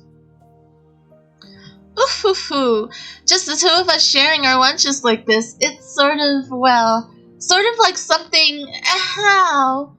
Ah ha ha ha ha. Our laughter grew quieter. I was the first one to mess up. Sorry. I'm sorry. No, it's okay. It's not your fault. Our chopsticks both stopped moving. We couldn't keep it up anymore. Rika-chan, Satoko, I wonder where they went. Those words might have sounded too miserable. Everyone was thinking it, using roundabout ways to address the topic, but I came right out and said it. I heard Rena catch her breath. Yesterday, while you were gone, I heard a bunch of things, so I'll tell you what I know, okay? Sorry again about last night. Go ahead. At that time, since they had arrived for support, Rena was helping the Ladies' Society cook the miso soup we'd had. They reported all of the information the villagers had gathered, and Rena said she overheard it. They didn't know anything important, though, did they? Rika-chan and Satoko went home after school and then apparently went somewhere on their bikes, but they didn't know anything important, though, did they? But other than that, Mion had told me yesterday we had no clues. Yeah, the police also said that they probably went out on their bikes to go play somewhere as soon as they got home. If they were going out to play somewhere on their bikes right after getting home, then they might have gone into town. So I guess they concluded they disappeared in Okinomiya. The police were saying how they were going to expand their search to Okinomiya in the morning. In town? It makes sense why we couldn't find them even though we searched all of Hinamizawa then. Still, something didn't fit. I had no basis for thinking that, just a gut feeling. I revealed something to Rika-chan that was likely very important to her that day. Then, Rika-chan had told me to leave it to her, and then, what did she say? Oh, right. If she didn't work hard, then something bad might happen to the dog, too, I think. With all the talk of dogs and cats, I still didn't have the faintest idea what she really meant, but it might have been Rika-chan's way of saying this was a race against time. Damn it! I'd selfishly pushed my anxiety on Rika-chan and tried to run away. When I thought about it, I shouldn't have run back then. I should have asked her for more about the dogs and cats. The more I think back on it, I really screwed up. Anyway, I don't think Rika-chan was in a situation where she would just go off to play somewhere. Of course, I didn't have any evidence or conviction to base that on. It was just a hunch. I don't think she's going to town. You think so? I don't think she's going to town. You think so, Kichi-kun? Too? Kichi-kun? I agree. Rika-chan and Satoko-chan must have disappeared in Hinamizawa. I looked back at Rena, startled. I could hear the conviction in those words. Without replying to my gaze, she took her bento box and went through the hallway. I'm going to go rinse this out. She timed that in a way that broke off the conversation. Suddenly, I got the feeling that the next thing she had to say would be hard to say aloud in the classroom. I hurriedly grabbed my bento box and followed her. Rena didn't go to the kitchenette, but rather to the water fountains out back, where students seldom went. The water flowed down onto our bento boxes. During that time, Rena didn't say a word. Then, after making sure there were no other students around, she finally opened her mouth to speak. The whole thing about Rika-chan and Satoko-chan going to town to play and then disappearing? That didn't make sense for some reason. So I decided to investigate a little bit myself. Who did you ask? What did you ask them about? I asked the Ladies' Society all kinds of things. There was a lot of tofu in the miso soup yesterday, remember? The old lady from the Tomato Tofu shop came too. The Tomato Tofu shop? Oh, I remember. That was one of the stores on the road leading to the hospital. Those huge lumps of tofu dancing in the bathtub like cistern always looked nice and refreshing. The old lady says she remembers Satoko-chan stopping to buy tofu there on her way home from school. Tofu? Well, it's on the way home, right? How is that a clue? Just listen. Do you remember when we went to Rika-chan's house? Rena stepped away from the sinks and spread her arms wide to recreate the space of Rika-chan's room. There was a pot on her gas cooker and there was miso soup in it. I think there was probably about half of it inside. The rest was in the refrigerator. They must have been planning to make chilled tofu. It was on a plate in a plastic wrap. As Rena explained, she walked around as if she were really going through Rika-chan's room. Still, Rena, why does this matter? Kichi-kun, when you make miso soup, you put the tofu in last. That means that Rika-chan or Satoko-chan, whoever was cooking, was standing there making it up until right before dinner time. Right up until dinner time? Wasn't everyone saying that their bikes weren't around, so they must have gone somewhere to play by themselves? The trash in the countertop bin was put in there really awkwardly too. Rika-chan makes most of their food and lunches, but occasionally Satoko-chan does it too. So Satoko-chan was cooking that night. So that means that Satoko at least didn't go somewhere to play. She was preparing dinner? Yeah. Then I took a look at the rice cooker and there was rice for two still in there. So she made dinner for both of them, but neither of them ate it. Is that it? Rena nodded. So next I looked in the fridge. There was some chilled tofu made from the other half that they bought. That's not all either. There were a whole bunch of plates with side dishes for dinner, and all of them were in plastic wrap. You usually plastic wrap things so that you can have leftovers for the next day. My mom does it all the time too, using them in breakfast or lunch. That's right. You use plastic wrap to save leftovers for later. So the fact that they were in the fridge, that means that they didn't plan on eating them that night, at least. Is that what it means? Kichi-kun, think a little harder. Their dinner was totally untouched and wrapped up. What do you think that means? Well, that means they didn't need to eat dinner anymore. So they would have gone out to eat or order takeout. It must have been really sudden, too. If they had decided to do that beforehand, they would have made anything but. There was dinner for the two of them. That means that when Satoko-chan was making their dinner, they really thought they were going to eat it until right before they didn't. So then, the theory about the two of them going out to play and then disappearing is wrong. Yep, they disappeared after making dinner and right before they ate it. Probably around 7 o'clock. Where would they have gone at a time like that by themselves without eating? That's obviously where this is leading. Kichi-kun, do you remember? On their fold-out table, there were things like soy sauce and chopstick holder. There might have been something like that. I didn't remember. The container for the soy sauce. It was empty. There wasn't even a drop left. Chilled tofu wouldn't taste good without it. So I looked under their sink for the larger bottle of soy sauce they have. You sure know a lot about where they keep stuff. I've been to Rika-chan's house and cooked for them before. Rena cleared her throat, her face returning to a serious expression. Then when I opened the cabinet, the big bottle of soy sauce wasn't there at all. It wasn't there? What does that mean? Everything I'm going to say from here on is just Rena's idea, so please listen until the end without saying anything. Water time, and then ice cream time.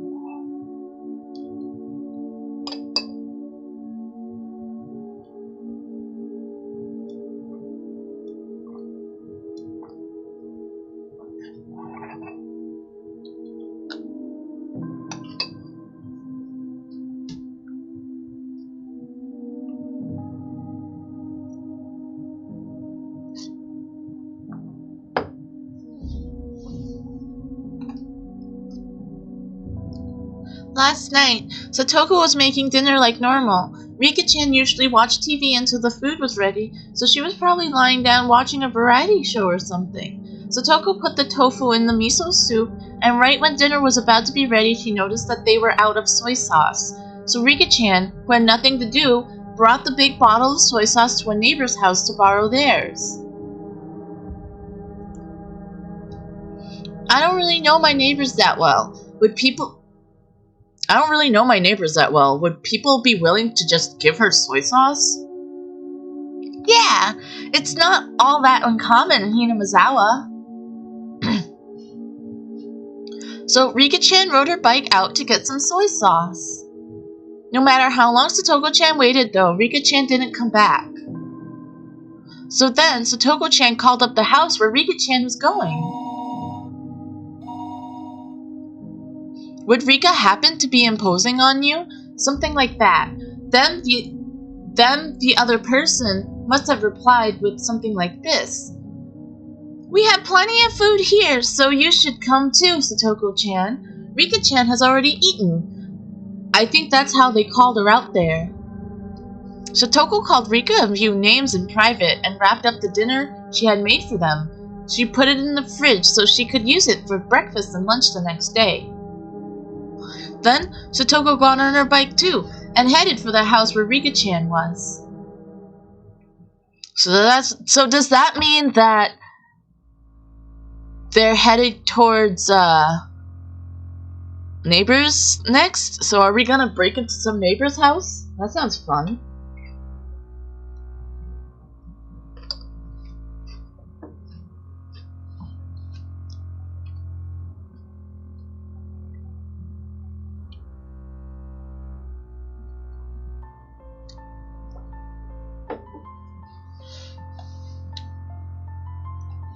Okay, but this is already pretty strange. You don't normally make so much food that you can give it to people who suddenly arrived at your house. A veteran housewife would never normally make so much food that she could feed 2 extra people. Could it have just been a coincidence that they made too much? It's still unthinkable. Rina flatly denied me. Since Rika-chan knew that Satoko-chan had worked really hard to make dinner for them, didn't she? No matter what kind of food she was offered, she wouldn't let Satoko-chan's dinner go to waste. This was all only circumstantial evidence and Rina's guesswork. Even so, it was all extremely convincing. It was the only ray of hope we had to topple the situation bereft of clues. Then Rina, where did Rika-chan go? To get soy sauce? That was the heart of it. It would have to be somewhere she'd be comfortable with asking for soy sauce, and somewhere Satoko wouldn't think it's suspicious that she'd been invited for dinner. So who was it? Rina slowly shook her head. That's all for Rina's guesses. These are all just ideas, okay? Keep them a secret from the police. What is there to hide? Even if only half of what you say is right, it should be a good clue for all this. Kechi-kun, this all means suspecting someone from Hinamazawa. We can't suspect anyone without a really good reason. I saw a few girls coming over to rinse out their bento boxes. Rina cut the conversation short there and returned to the classroom. I stayed there alone, my body bathed in the lively voices of the cicadas. Let's think about this, in my own way. Rina had barely any information to go on, and yet she'd reasoned out that much. So there should be something that only I, who knew far more than Rina did, could deduce. Oishi-san said this last night too, but this incident was definitely occurring within Hinamazawa. Rina might not have wanted to believe it, but it's basically a given that the culprit is someone from the village. The trigger for everything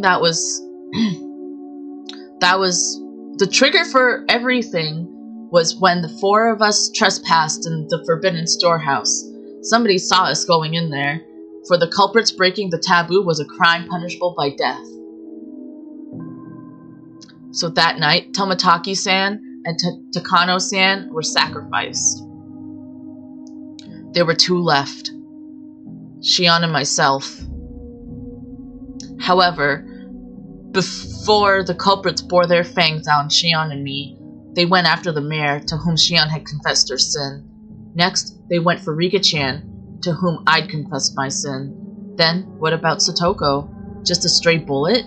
By itself, Rika-chan being sacrificed after I told her everything was mortifying. But Satoko, who was sacrificed for no reason, wasn't that all the more regrettable? Everything was my fault. Who would be the next to disappear? Would it be Shion and me next time? Why? Why weren't the culprits going for Shion and me right away though? If they had enough power to erase the mayor and Rika-chan, then why not just get rid of Shion and me? If they went for us, well, I wouldn't like it, but I could still tolerate it. What I couldn't forgive was them getting rid of those we'd confessed to. Now that I think of it, yesterday Shion said something alarming. She felt like someone was watching her. So then, was someone watching me as well? Strangely though, I hadn't felt anything like that until now. Even though I'm the root cause of everything, I had never once had that impression. Maybe that was simply because Shion was more cautious than me, and I was just careless. That's another story though. Let's get back on track. Why weren't the culprits going after Shion and me? I felt like that's where the key to this lay. Could it be, was I making a big assumption that I shouldn't have been? I thought and thought but couldn't come up with an answer. The one thing I understood was that I was a concerned party in this case, and that I had a duty to watch over it until everybody got resolved.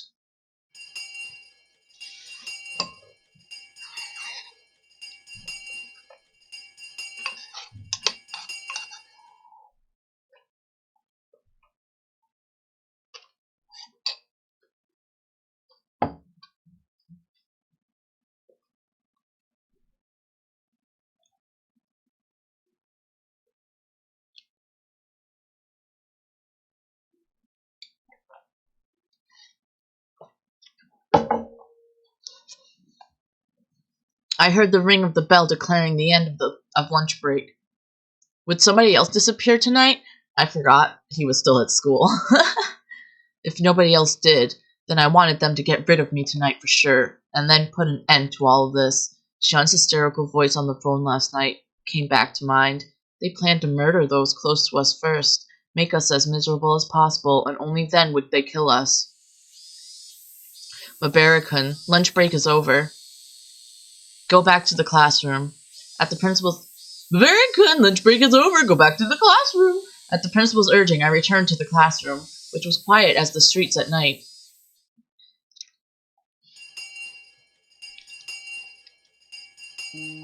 There were a lot of parents picking up their children after school. It was just like kindergarten. The students whose parents didn't come went home as a group. We left school with everyone else following the assignments. Even while leaving, nobody said anything funny. They all looked like exhausted mountaineers silently marching through the mountains. As we went on, one left and then another, and in the end it was just Rina and me. I supposed to escort Rina all the way to her house, but she declined. Will you be alright? It's not safe to go alone. It would be just as dangerous for you to go home by yourself as for bringing me back, Kitty-kun. It's still light out anyway. I'll be fine. I see. Then be careful, okay? Yeah. Huh? Isn't that a policeman? Rina pointed towards my house. There was a car stopped in front of it. From out of the car came Oishi-san. He must have been waiting for my return to ambush me. Oishi-san started walking over wearing that annoying grin. Rina, you should go. If you get involved with him, you'll be here for hours. But what do the police want with you? Rina's a good person. Even when I made a fuss over Rika-chan's disappearance, she never asked me why I did. She could have been suspecting me ever since then, and that would have been okay. Even so, she still hadn't asked me anything. She didn't try and pressure me into revealing the truth. I'm not the culprit. I know that. That said, I can't say that I'm totally uninvolved with this incident. Rina simply listened, smiling like she always did. Even though I had insinuated I was related to the incident, she didn't look at me as though she were looking at something dirty. I'll tell you next time. Okay, I'm looking forward to it. Get going then. Rina gave me a slight bow and trotted away, leaving me alone with Oishi-san, who walked over. Hello. Welcome home, Mabara-san. Hello. It looks like your parents aren't home. My, was I in a bit of a spot? He came all the way to my house? I could only thank my good fortune that my parents were absent. Since neither of them was around at this hour, they should probably be back late. I think Dad got called out on business. I don't think he'll be back until later. I see. Well, that's convenient, I suppose. We can do this without giving your parents any strange ideas. Oishi-san pushed my back, prompting me to walk. It seemed like he wanted me to get in the car. Are you taking me to the police station? I wasn't the culprit, but I was the cause of everything. It wouldn't be weird if you wanted to investigate me. That kind of gave me a resigned feeling. No, I just don't want to stand around talking. We can just talk in the car, that's all. Come now, don't be shy. He opened the back door and urged me inside. If I got in, I wouldn't have a very easy time getting out. If I said no, however, then this man might really handcuff me and take me away. I couldn't refuse. I could only accept in good grace. I mean, you can always try and refuse. You have the right to remain silent and be like, bruh, no. Do they have the right to remain silent in Japan? I think so. I don't know.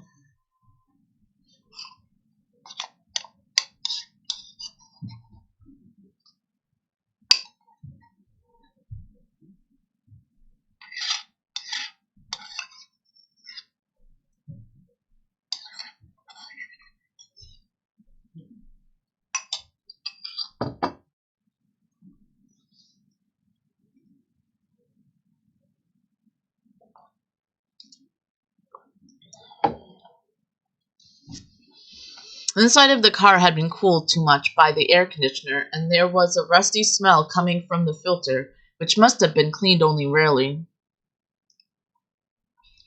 Oh, is it too cold? I'll turn the car off. He turned off the engine and it suddenly became quiet, and the voices of the Higurashi, with all their cool loneliness, snuck inside.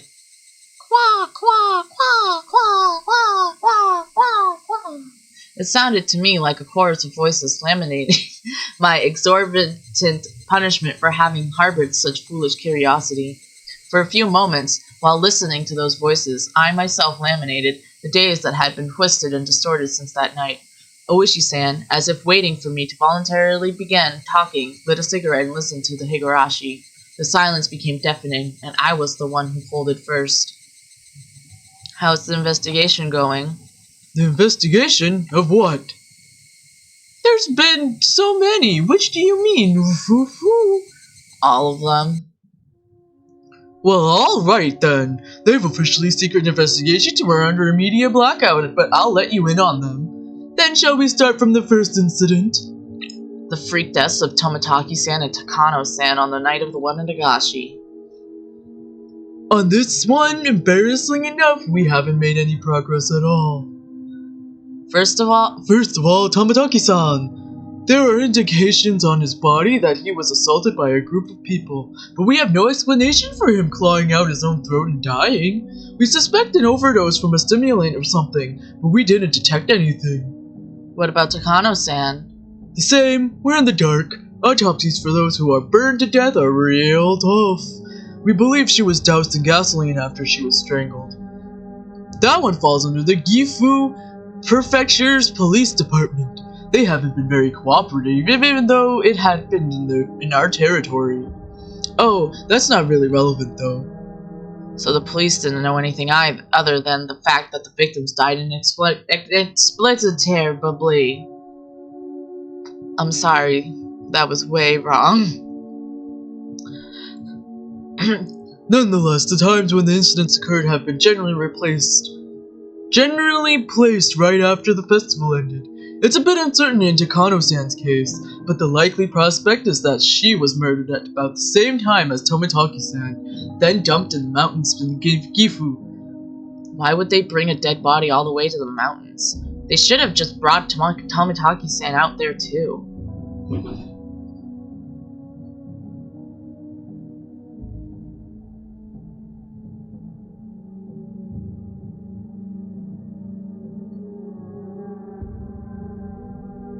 I heard the door.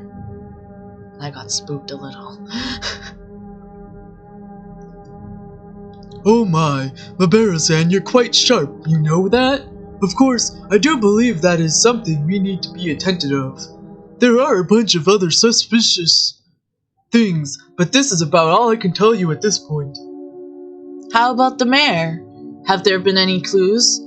Having exhausted the topic, I changed the subject, otherwise he might turn the conversation on me. We investigated his movements on the day he disappeared. We didn't find anything that could provide any clues, but I'll tell you about it anyway. The mayor, Kichiro Kimiyoshi, apparently he was suffering from severe hemorrhoids. People who've lived a long time have an unusual amount of pride, so the mayor hadn't been telling anyone that he was going to a proctologist at a certain university hospital in Shishibo. On the day he disappeared, he had an appointment for a checkup, so we went out first thing in the morning. Even I knew that big hospitals like university hospitals had a really long waiting time. Apparently people would get in our line hours beforehand, even if they had an appointment. His exam ended at 1 p.m. After that, he ate a light meal in the hospital restaurant and passed the time reading a magazine. We know this because of a receipt we found in his wallet at his house. There was nothing suspicious at all about that. That day, he had planned to go to a meeting in the assembly hall in the evening. He was supposed to return home with plenty of time to spare, but while he was on the train coming back, there was an accident. Seems it delayed him a bit, and he only got back to his house right before the meeting was scheduled to start. His family witnessed a very hectic mayor leaving to go to the assembly hall. What was the meeting about? He disappeared on his way back home, right? The 3 families and the essential members of the town assembly were at the meeting. We think they were discussing how to deal with the serial freak death incidents that had happened again this year. So then, on his way home, the old man who had treated Shion like his own daughter, he was a dependable person who would encourage Shion whenever she felt pressured by anxiety, and yet Shion's painful voice struck me right in my heart. Huh? Huh? What's the matter? I was taken aback by how strange my own voice sounded. What was it that just surprised me? I squeezed my head with my hands to try and drag back out what I only realized for a split second. Remember, Kachimabera, you just realized something important. What'd you realize? The night of the Wananagashi, that was when everything started. That night, Takano and Tamitaki-san died.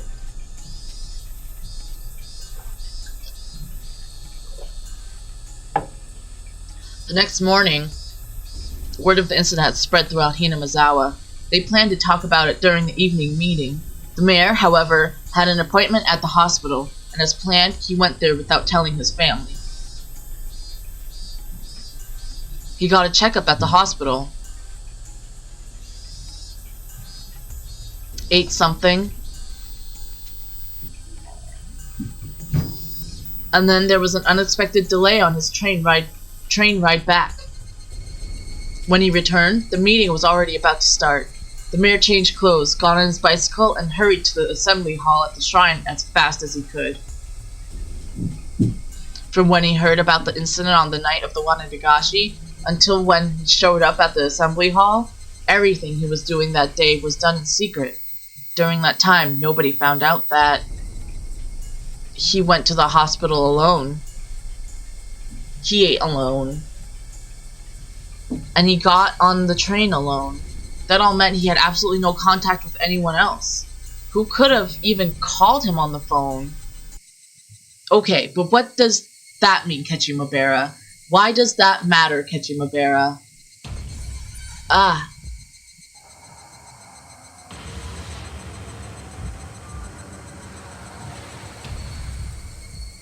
Kei-chan, what should I do? What's wrong? Tell me. We're not keeping secrets from each other, right? Old man Kimiyoshi, I told him everything. I told him everything. I told old man Kimiyoshi everything. That night, I told the mayor that we snuck into the ritual storehouse. Also, that someone saw us and was out to get us. Right. What then? Old man Kimiyoshi didn't get angry. He smiled, then told me that if I was properly sorry about it, there was no way I'd be demoned away. He was really smiling, and he told me to leave it to him. Sweat burst out of my body like bullets. They became one long strand and slid down from my forehead to my nose, and fell.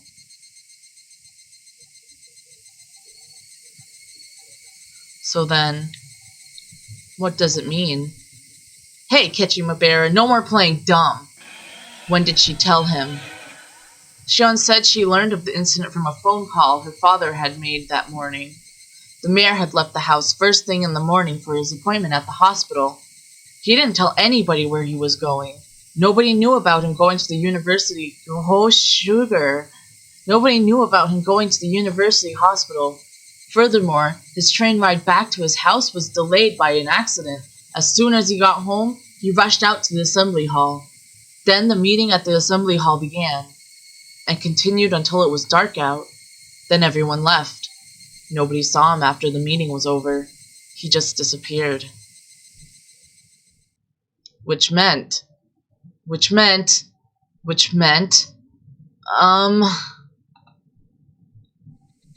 Mabera-san?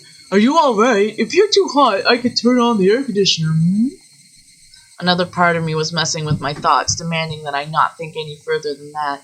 My head was pounding violently, and the fluids packed inside it all blended together until nothing made sense. It was just about to settle, yet it had been smashed and melted in the blink of an eye, no longer able to retain its shape. Mabera-san? Are you in there? Yeah. Oishi-san lit yet another cigarette. There was yet another cigarette butt placed in the ashtray. Was it displaying the passage of time? Had my thoughts been frozen over for that long? I've tried to tell you everything I know. In return, feel free to tell me anything you want, Mabera-san. My mind had become a gigantic oozing mess. My brain felt like it had been totally minced by the blades of a blender, and I couldn't think. Now, don't clam up again. If there are any misunderstandings, I'd like to clear them up first. I don't think you're the culprit here or anything. Oishi-san gave his best attempt to an adult smile. I know the four of you snuck into the ritual storehouse that night. Everyone in the village heard rumors about it the next day. That in itself means we should take you in for trespassing, but that isn't the problem. It's what was inside. What was inside that made the people who snuck in there end up as sacrifices? There wasn't anything. As soon as I said it, I regretted confirming my presence there, but I knew it didn't matter anymore. Was there really nothing in there? I mean, everyone who went in is being sacrificed one by one, you know? Even the mayor and Rika-san who switched the lock on the door were sacrificed. What was inside that could have caused such terrible things to happen? I was far too tired of keeping quiet about this. Perhaps that was Oishi-san's goal all along, but again, that didn't matter anymore. There were just a lot of torture devices that were used a long time ago. I looked around at them with everyone. Was that really all? That was really all. There was nothing terrible in there that would... There was nothing terrible in there that would make you keep silent? Like a pile of psychoactive drugs? Maybe a secret poppy workshop? Perhaps there were mountains of Soviet or Chinese handguns? There weren't any suspicious wooden boxes or containers packed in there. There was nothing as exaggerated as what Oishi-san was hoping for, but I felt like in a way there were plenty of terrible things hidden in there. From the perspective of someone who viewed the storehouse as sacred, whether or not I thought I had seen some crazy things didn't matter in the slightest. The four of us broke the taboo. Punish us. That should have been what happened. We put in a request for a search warrant thinking that there might have been some secrets hidden in that storehouse. Oh, it's been the sabotage of the century. They said it would be an insult to religious figures and something about the right to free religion in the Constitution. Ah, jeez. That's why I really didn't have any other recourse but to ask you since you went in there. There really was just old, rusty, dusty torture equipment. Nothing else stood out.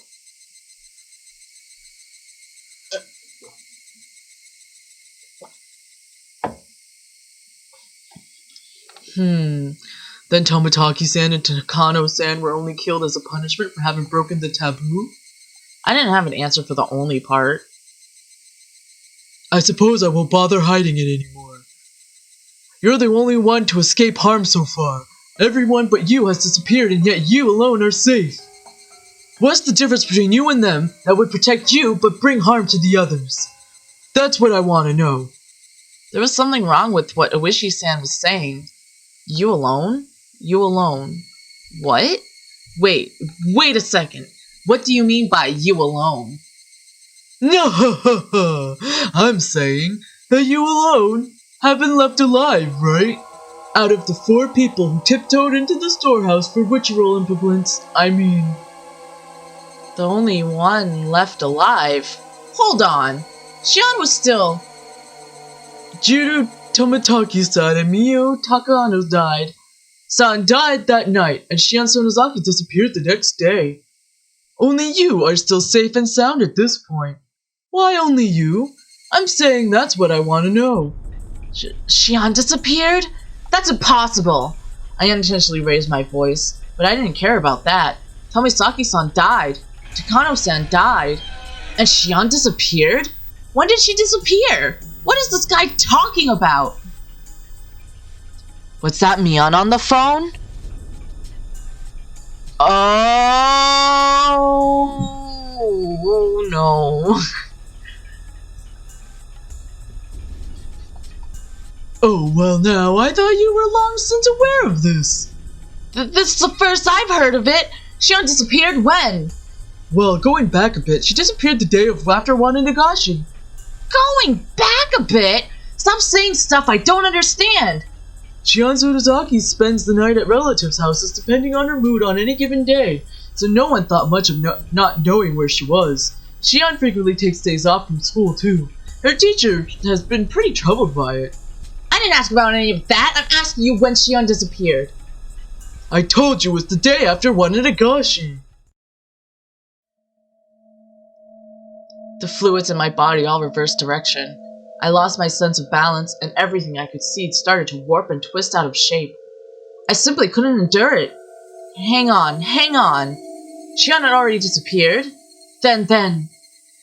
That night, that call, that phone call. Who was that? She called me every night. She encouraged me. We vowed that we would do our best to live on and not be erased. Yes, that should have been a phone call with Shion. Should have been a phone call with Shion. She took breaks from class like it was nothing, and her family wouldn't listen when I told them, so I didn't bother calling the school in the end. So it ended up taking quite a while before we realized she disappeared. I felt a stabbing pain like needles were being pushed to every pore of my body. It started on my back and began spreading throughout the rest of me.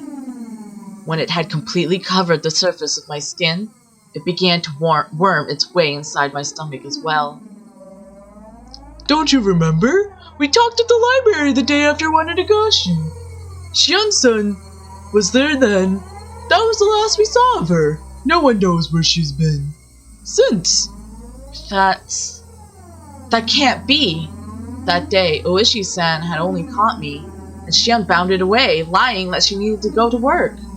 Didn't she call me that night? Her job was at a restaurant called Angel Mart, right? She hasn't been there since that day. She's been completely absent ever since. The person at the restaurant couldn't get in touch with her. He was really worried. That can't be. It can't be. It's only circumstantial evidence, but after she left us at the library, and before she made it to work, I think it's appropriate to consider her having disappeared during that time. Right after Shion ran away without me? It seems that you didn't know. Maybe if you had something earlier, this would have gone more quickly. Now you understand, right? You're the only one left. You're the only survivor of the 4 who slipped into the ritual storehouse. It couldn't be. It just couldn't be. If something else happens, it would happen to you.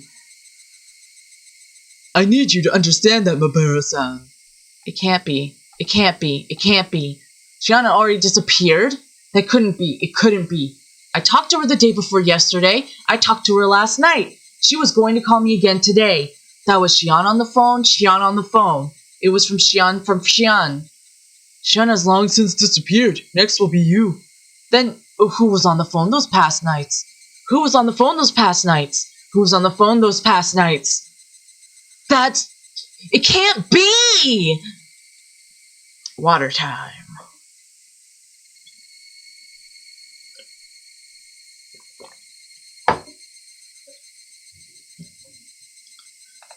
Can't be. Oh.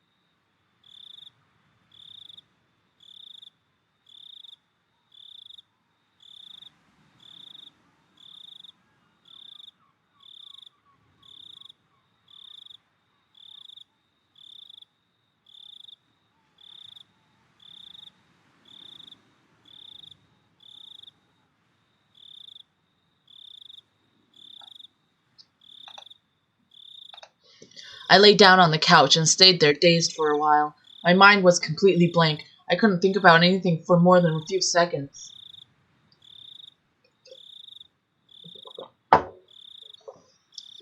There was a note in my house saying that Mom and Dad would be home late and that I should have some ramen or something for dinner. I could make it whenever I got hungry, but I had no appetite, so I just stared blankly at the ceiling without eating anything. The hands of the clock were already pointing at 10. Would I get another phone call like that today? Even though Xian had already disappeared? Would she still call me? Where were they calling from, and who were they? The more I thought about it, the more I started to tremble. I even thought about disconnecting the phone line. If I had been thinking a little less logically, I really would have done it too. Hold on, Kachimabera. Oishi-san admitted it himself, didn't he? That Xian went missing a lot?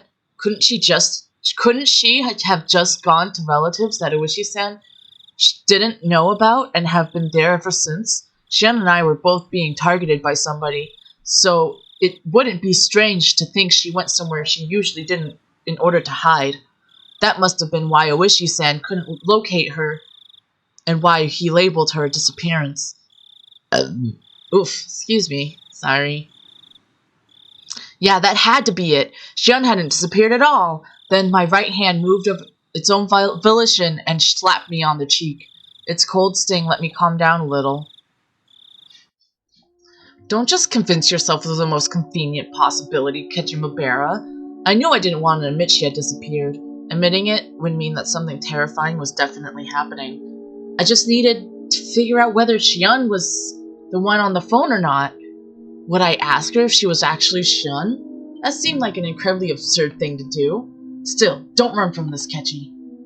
If the person on the other end still believed that I thought she was Xian, then that gave me a tiny advantage. Casually, completely casually, I would listen to what she had to say and fend her off. I would tear the skin off the monster. I would definitely be really scary for me. However, as the last survivor of the people who went into the storehouse that night, this was my duty to perform. Still, then who? Who would call me and pretend to be Xian? I may have only heard her over the phone, but her voice shouldn't be that easy to replicate. That was definitely Xian's voice. It sounded just like her. It could have only been Xian. Dude, think of Mion. Think of Mion. Think of Mion. There was someone, though, wasn't there? Someone who sounded just like Xian? Mion? Who else could have done this?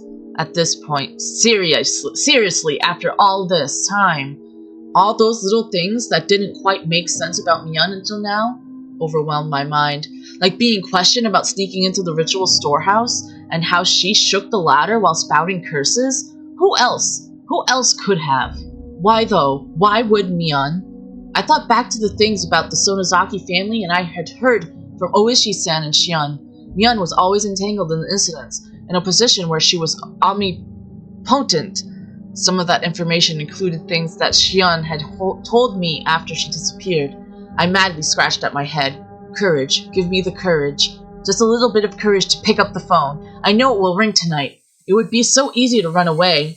Though, would be the same as making it easy for them to erase me. I cannot run. I must stand up and face it. After all, the next sacrifice would definitely be me. I was sure Xian would use tricky words to try and trap me. Be careful, be careful. I'm scared, I'm scared, I'm scared. I don't want to do this. I don't want to do this. I don't want to do this. I don't want to do this. I don't want to do this. Well, we gotta do this. Oh, phone call. Water time. At that point, it rang.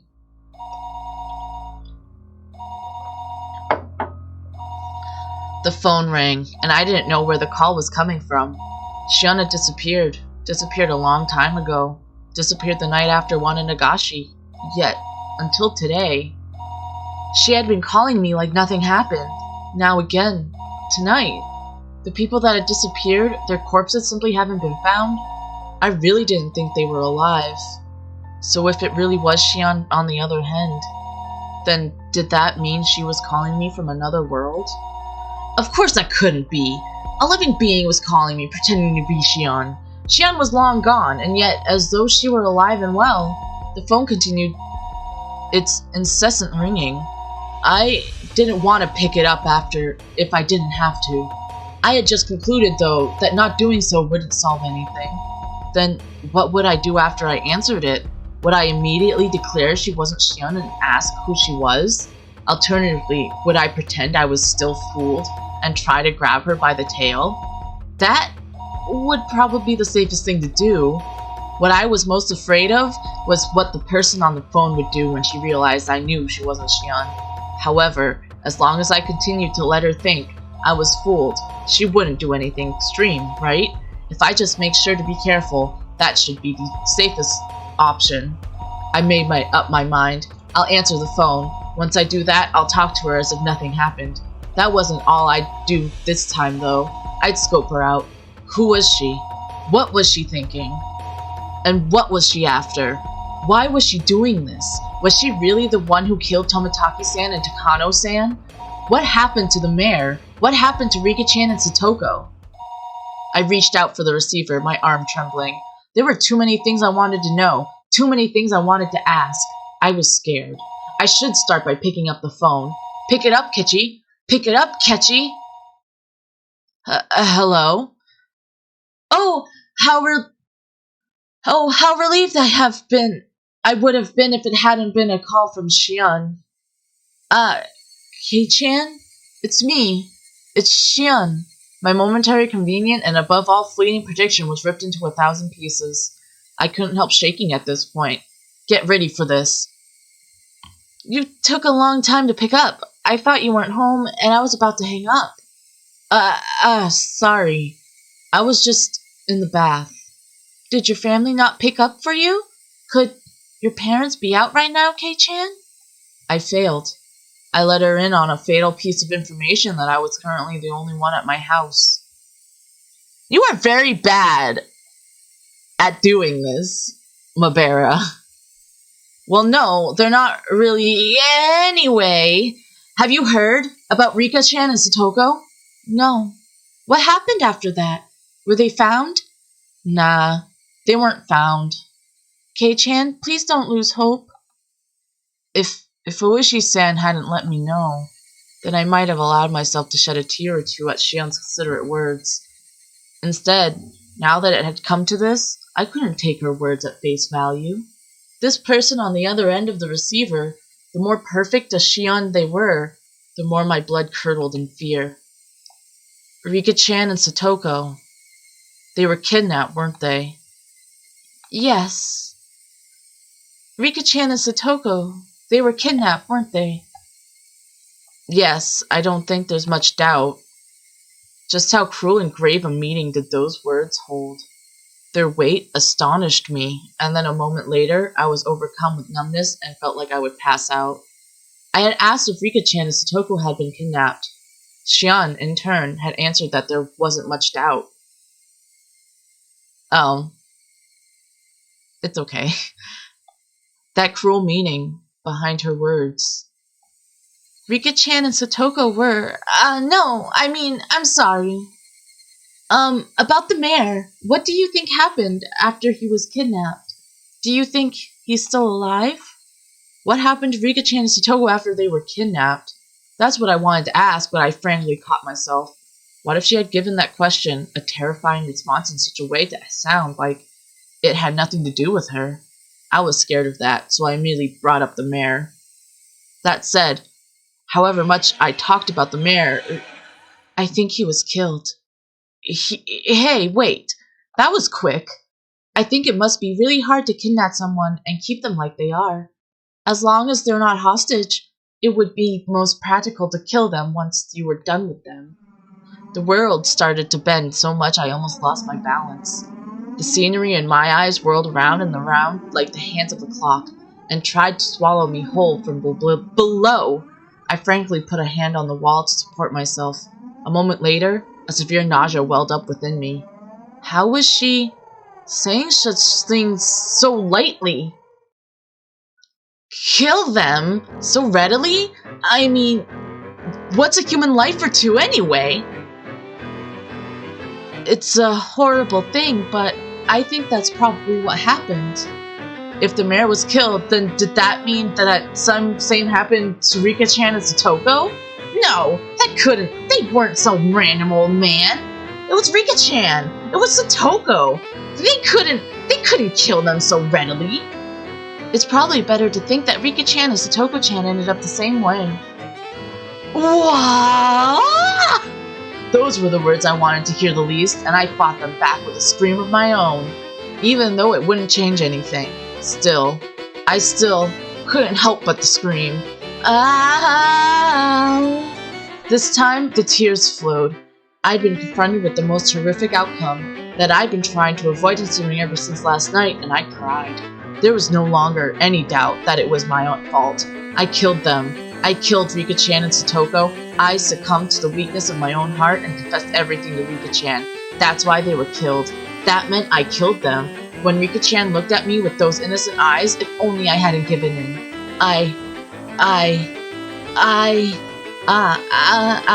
Even my voice gave out, and yet still I cried and cried. Kei-chan, please just try and calm down. Rika-chan and Satoko, they've been killed. We couldn't even find their remains. I would never be allowed to even apologize to their faces. If that was to be my punishment, then how brutal a punishment it was. I think Shion tried to comfort me, but I didn't hear any of it. What are you going to gain by doing that? They're definitely going to target you and me next. Please, I'm asking you, get a hold of yourself. Please, please. Shion was shouting, imploring me that with a voice that sounded like tears were in her eyes. However, I was coming to hate the sound of that voice more and more. This Shion killed them. I had no doubts that this person killed them. Why? Why? Why kidnap someone and then kill them? Screw curses. Are people's lives really that cheap? Erasing them and killing them without a second thought like this? You're right. You're absolutely right. It would take a demon. I felt like crushing the receiver in my hand. How long did this person plan on acting like it was someone else's problem? There was magma in the pit of my stomach, and it felt like it was going to erupt at any moment. Hey Shion, please, tell me. Why did Hinamizawa start needing someone to die on the night of the one in Nagashi? That's what I'd like to know. The fighting over the dam project is already over and done with. Haven't enough people been accursed already? Why is it? Why? If there's a reason, then say it now. Now! I was incoherent at this point. My emotions had broken through the dam inside of me, rushing forth, and I couldn't stop them. These were not simple questions. This was an interrogation. Shion herself hadn't realized it yet. It was just too funny. It was so funny that I couldn't stop crying. I understand how you feel, Kei-chan. I really do. The dam wars ended a long time ago, yet murders and disappearances keep happening every year under the guise of Oyashiro-sama's curse. Why? Why is it happening? Some of them had nothing to do with this, and some of them didn't deserve to be cursed, so why? Why? That's what I'm asking you! I want to know what that as much as anyone! Ha ha! Both our ragged breaths could be heard over the phone. Listen, Oyashiro-sama's curse never existed. It's too unrealistic. Just like you said, someone in the village is using the grand name of Oyashiro-sama's curse as its justification for continuing these murders and disappearances everywhere in Nagashi. They were cunning. They've been using the curse as a convenient tool and made a system where they would get rid of 2 enemies in the village every year. And this year, that system killed Takano and Tomotaki-san. Then why wasn't that enough? Why did the mayor and Rika-chan and Satoko have to get killed too? I don't give a shit about the past. The only thing I care about is why Rika-chan and Satoko needed to be killed. Why is that? I didn't say a word to Satoko, you know. Why even her? Why? A silence fell between us. Shion didn't answer for a while. Kei-chan, please, stop being mean. A sob. Was Shion crying? I don't have any idea what's going on either. Everything's changed. When we went into the ritual storehouse that night. It was the same for me. As I listened to Shion's bitter weeping, I could feel my agitation subsiding. When I heard that Takano-san and Tomotaki-san had been killed that night, I doubted my ears. Then I realized it instantly. I realized what sort of a position I was in now. The 4 of us snuck in there. Kei-chan, you and I won't be so conveniently forgiven. When I thought about that, it made my chest so tight. It was so terrifying, you know, the feeling, Kei-chan, don't you? There was nothing fake about her words. She'd even understood how I felt. That's why I confessed everything to old man Kimiyoshi. All of us entered the forbidden storehouse. It was just a little bit of fun. We knew we shouldn't have done it, but it really had just been for fun. It was only a bit of exploration, that was all. Takano-san and Tomotaki-san, who went in with us, were killed shortly afterward. They met such miserable ends. Since that day, I've been living in fear of when I would be attacked. There was nobody except old man Kimiyoshi who would help me, so I asked him to save me. Old man Kimiyoshi, he wasn't mad. He smiled and said, if you're really sorry, Shion-chan, then you never be demoned away. He really did smile at me and told me to leave it to him. Shion cried bitterly, recalling that beloved mare's death. It was such a sad voice that none who heard it could prevent it from twisting their hearts. Again, did I let my emotions take over and go off at her? Shion was in the same situation as me. She should have been my one and only comrade. Thump. My heart pounded. My other self, deep within my mind, whispered to me, don't forget, Kechimabera. Don't forget about the mayor on the morning after Wada Nagashi. He was told of Takano-san and Tomotaki-san's death over the phone and committed to a meeting that evening. He went to a hospital appointment. He didn't tell his family. He'd only made it back just in time for the meeting. He went straight to the assembly hall. That's what Oishi-san said. When did you let the mayor know? Huh? I'm sorry, Shion. It must seem like I'm kicking you while you're down, but... Shion, you told him, right? You told old man Kimiyoshi, the mayor? Yes. When did you let him know? I'd begun to get scared of saying it aloud after hearing her sad voice. I wasn't saying it was contradictory, though. Besides, if there was a contradiction, then I wanted Shion to explain it to me. Did you know that the mayor had a severe case of hemorrhoids and had gone to the hospital for treatment? Kei-chan? What does that have to... Please answer me. If you didn't know, then just say so. There was a momentary silence. Then, after stammering a few times, she replied, I knew that. He had hemorrhoids. It looked like sitting down was really hard for him. He was going to the hospital. You know which hospital, right? I'm sorry. I don't know that much, but... Kei-chan, what does that have to do with... Shion didn't know what hospital the mayor went to. That meant it was impossible for her to have gone all the way to the hospital to confess everything. Since she didn't know his destination, then she obviously couldn't have seen him on the train either. If there was any other chance for her to contact him, it would have been after he came to Hinamizawa.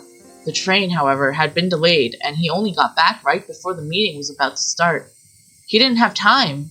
There wouldn't have been enough time for him to listen to Xian's spilled beans. I want to ask you straight. Xian, when did you tell the mayor about everything? When and where? Your answer doesn't have to be precise, but please give me one. Kei-chan, why are you asking that? Her sob pierced my ears. Okay, she's sobbing still. I was taken by the illusion that I was bullying her. Even so, I'll say it. If I'm wrong, then please correct me. Please prove to me that you're the real Xian. It was impossible. The day the mayor disappeared, from dawn until he vanished, there was no opportunity for you to contact him. Eh?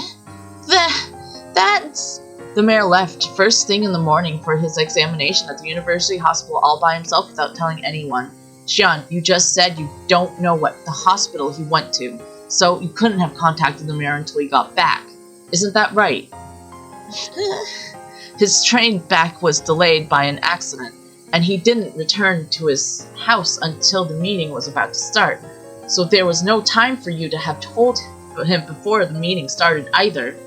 I heard Xian repeating her weak sobs. The sort of feminine voice automatically ripped into my heart. It was so painful for me to say it. Xian, did you go to the meeting too?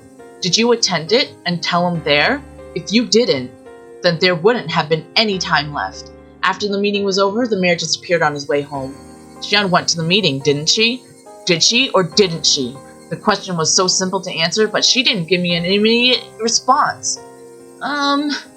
Actually, you didn't even go to the part-time job you said you went to that day. I'll say it more directly. You haven't been seen since we were at the library together. Kei-chan, Xian Sonozaki disappeared the day after one in Nagashi. The other end fell silent as the grave. It was so quiet that it was like the phone cord had been cut. I couldn't sense anyone there. Oishi-san says you've been missing. Despite that, you've been calling me every night like this, haven't you?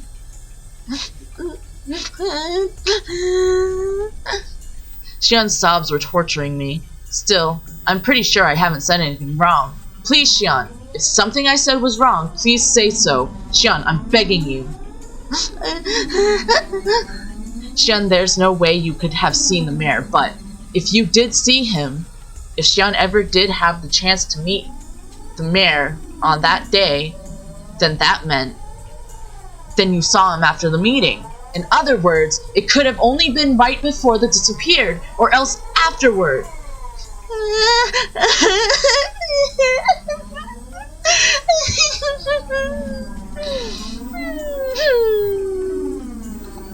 Oh, there's so much hee-hee-hees. I need water.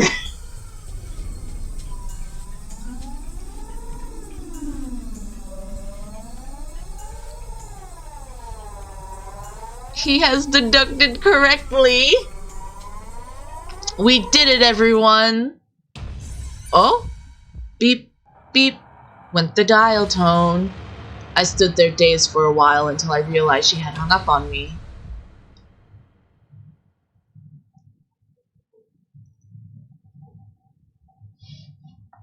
Oh, man. Things are getting juicy. Oh.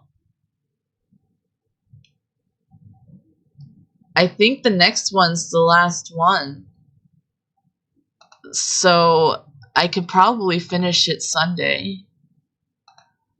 So I think there should be only 12 chapters. So that means we're up to...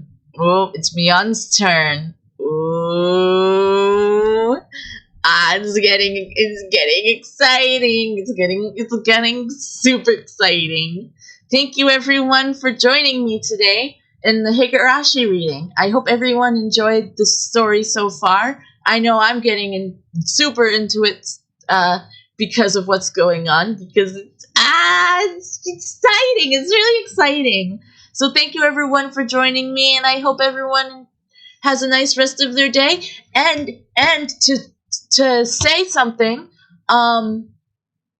I will be streaming in my group place, the Vcast at 7 p.m. EST, 6 p.m. CST. So yeah, I will make a tweet about it if people want to see it, and I will also make an announcement in my Discord about it. So if you want to come watch the podcast, we're going to be talking about the stonks because it's topic. We're trying to do topics. So the topic of the day will be the GameStop stonks because we've been paying close attention to it because it's just been really awesome, the movement and everything, and the cause. It's been really good, and I'm really proud of the community about it. Like, I'm so happy for everyone who are doing it and stuff. And yeah, so congratulations everyone who's helping make a difference. The most I can do is just spread information. So that's the most that I've been doing. I don't have any money to put towards it. It sucks because I really do want to put money towards the cause. But yeah, thank you everyone for joining. So if you want to come see me again, I will be on the VCast podcast over at, I think, at Shonen.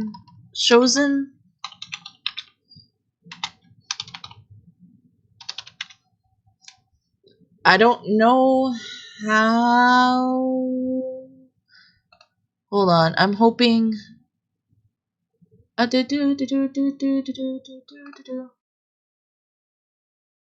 Ah.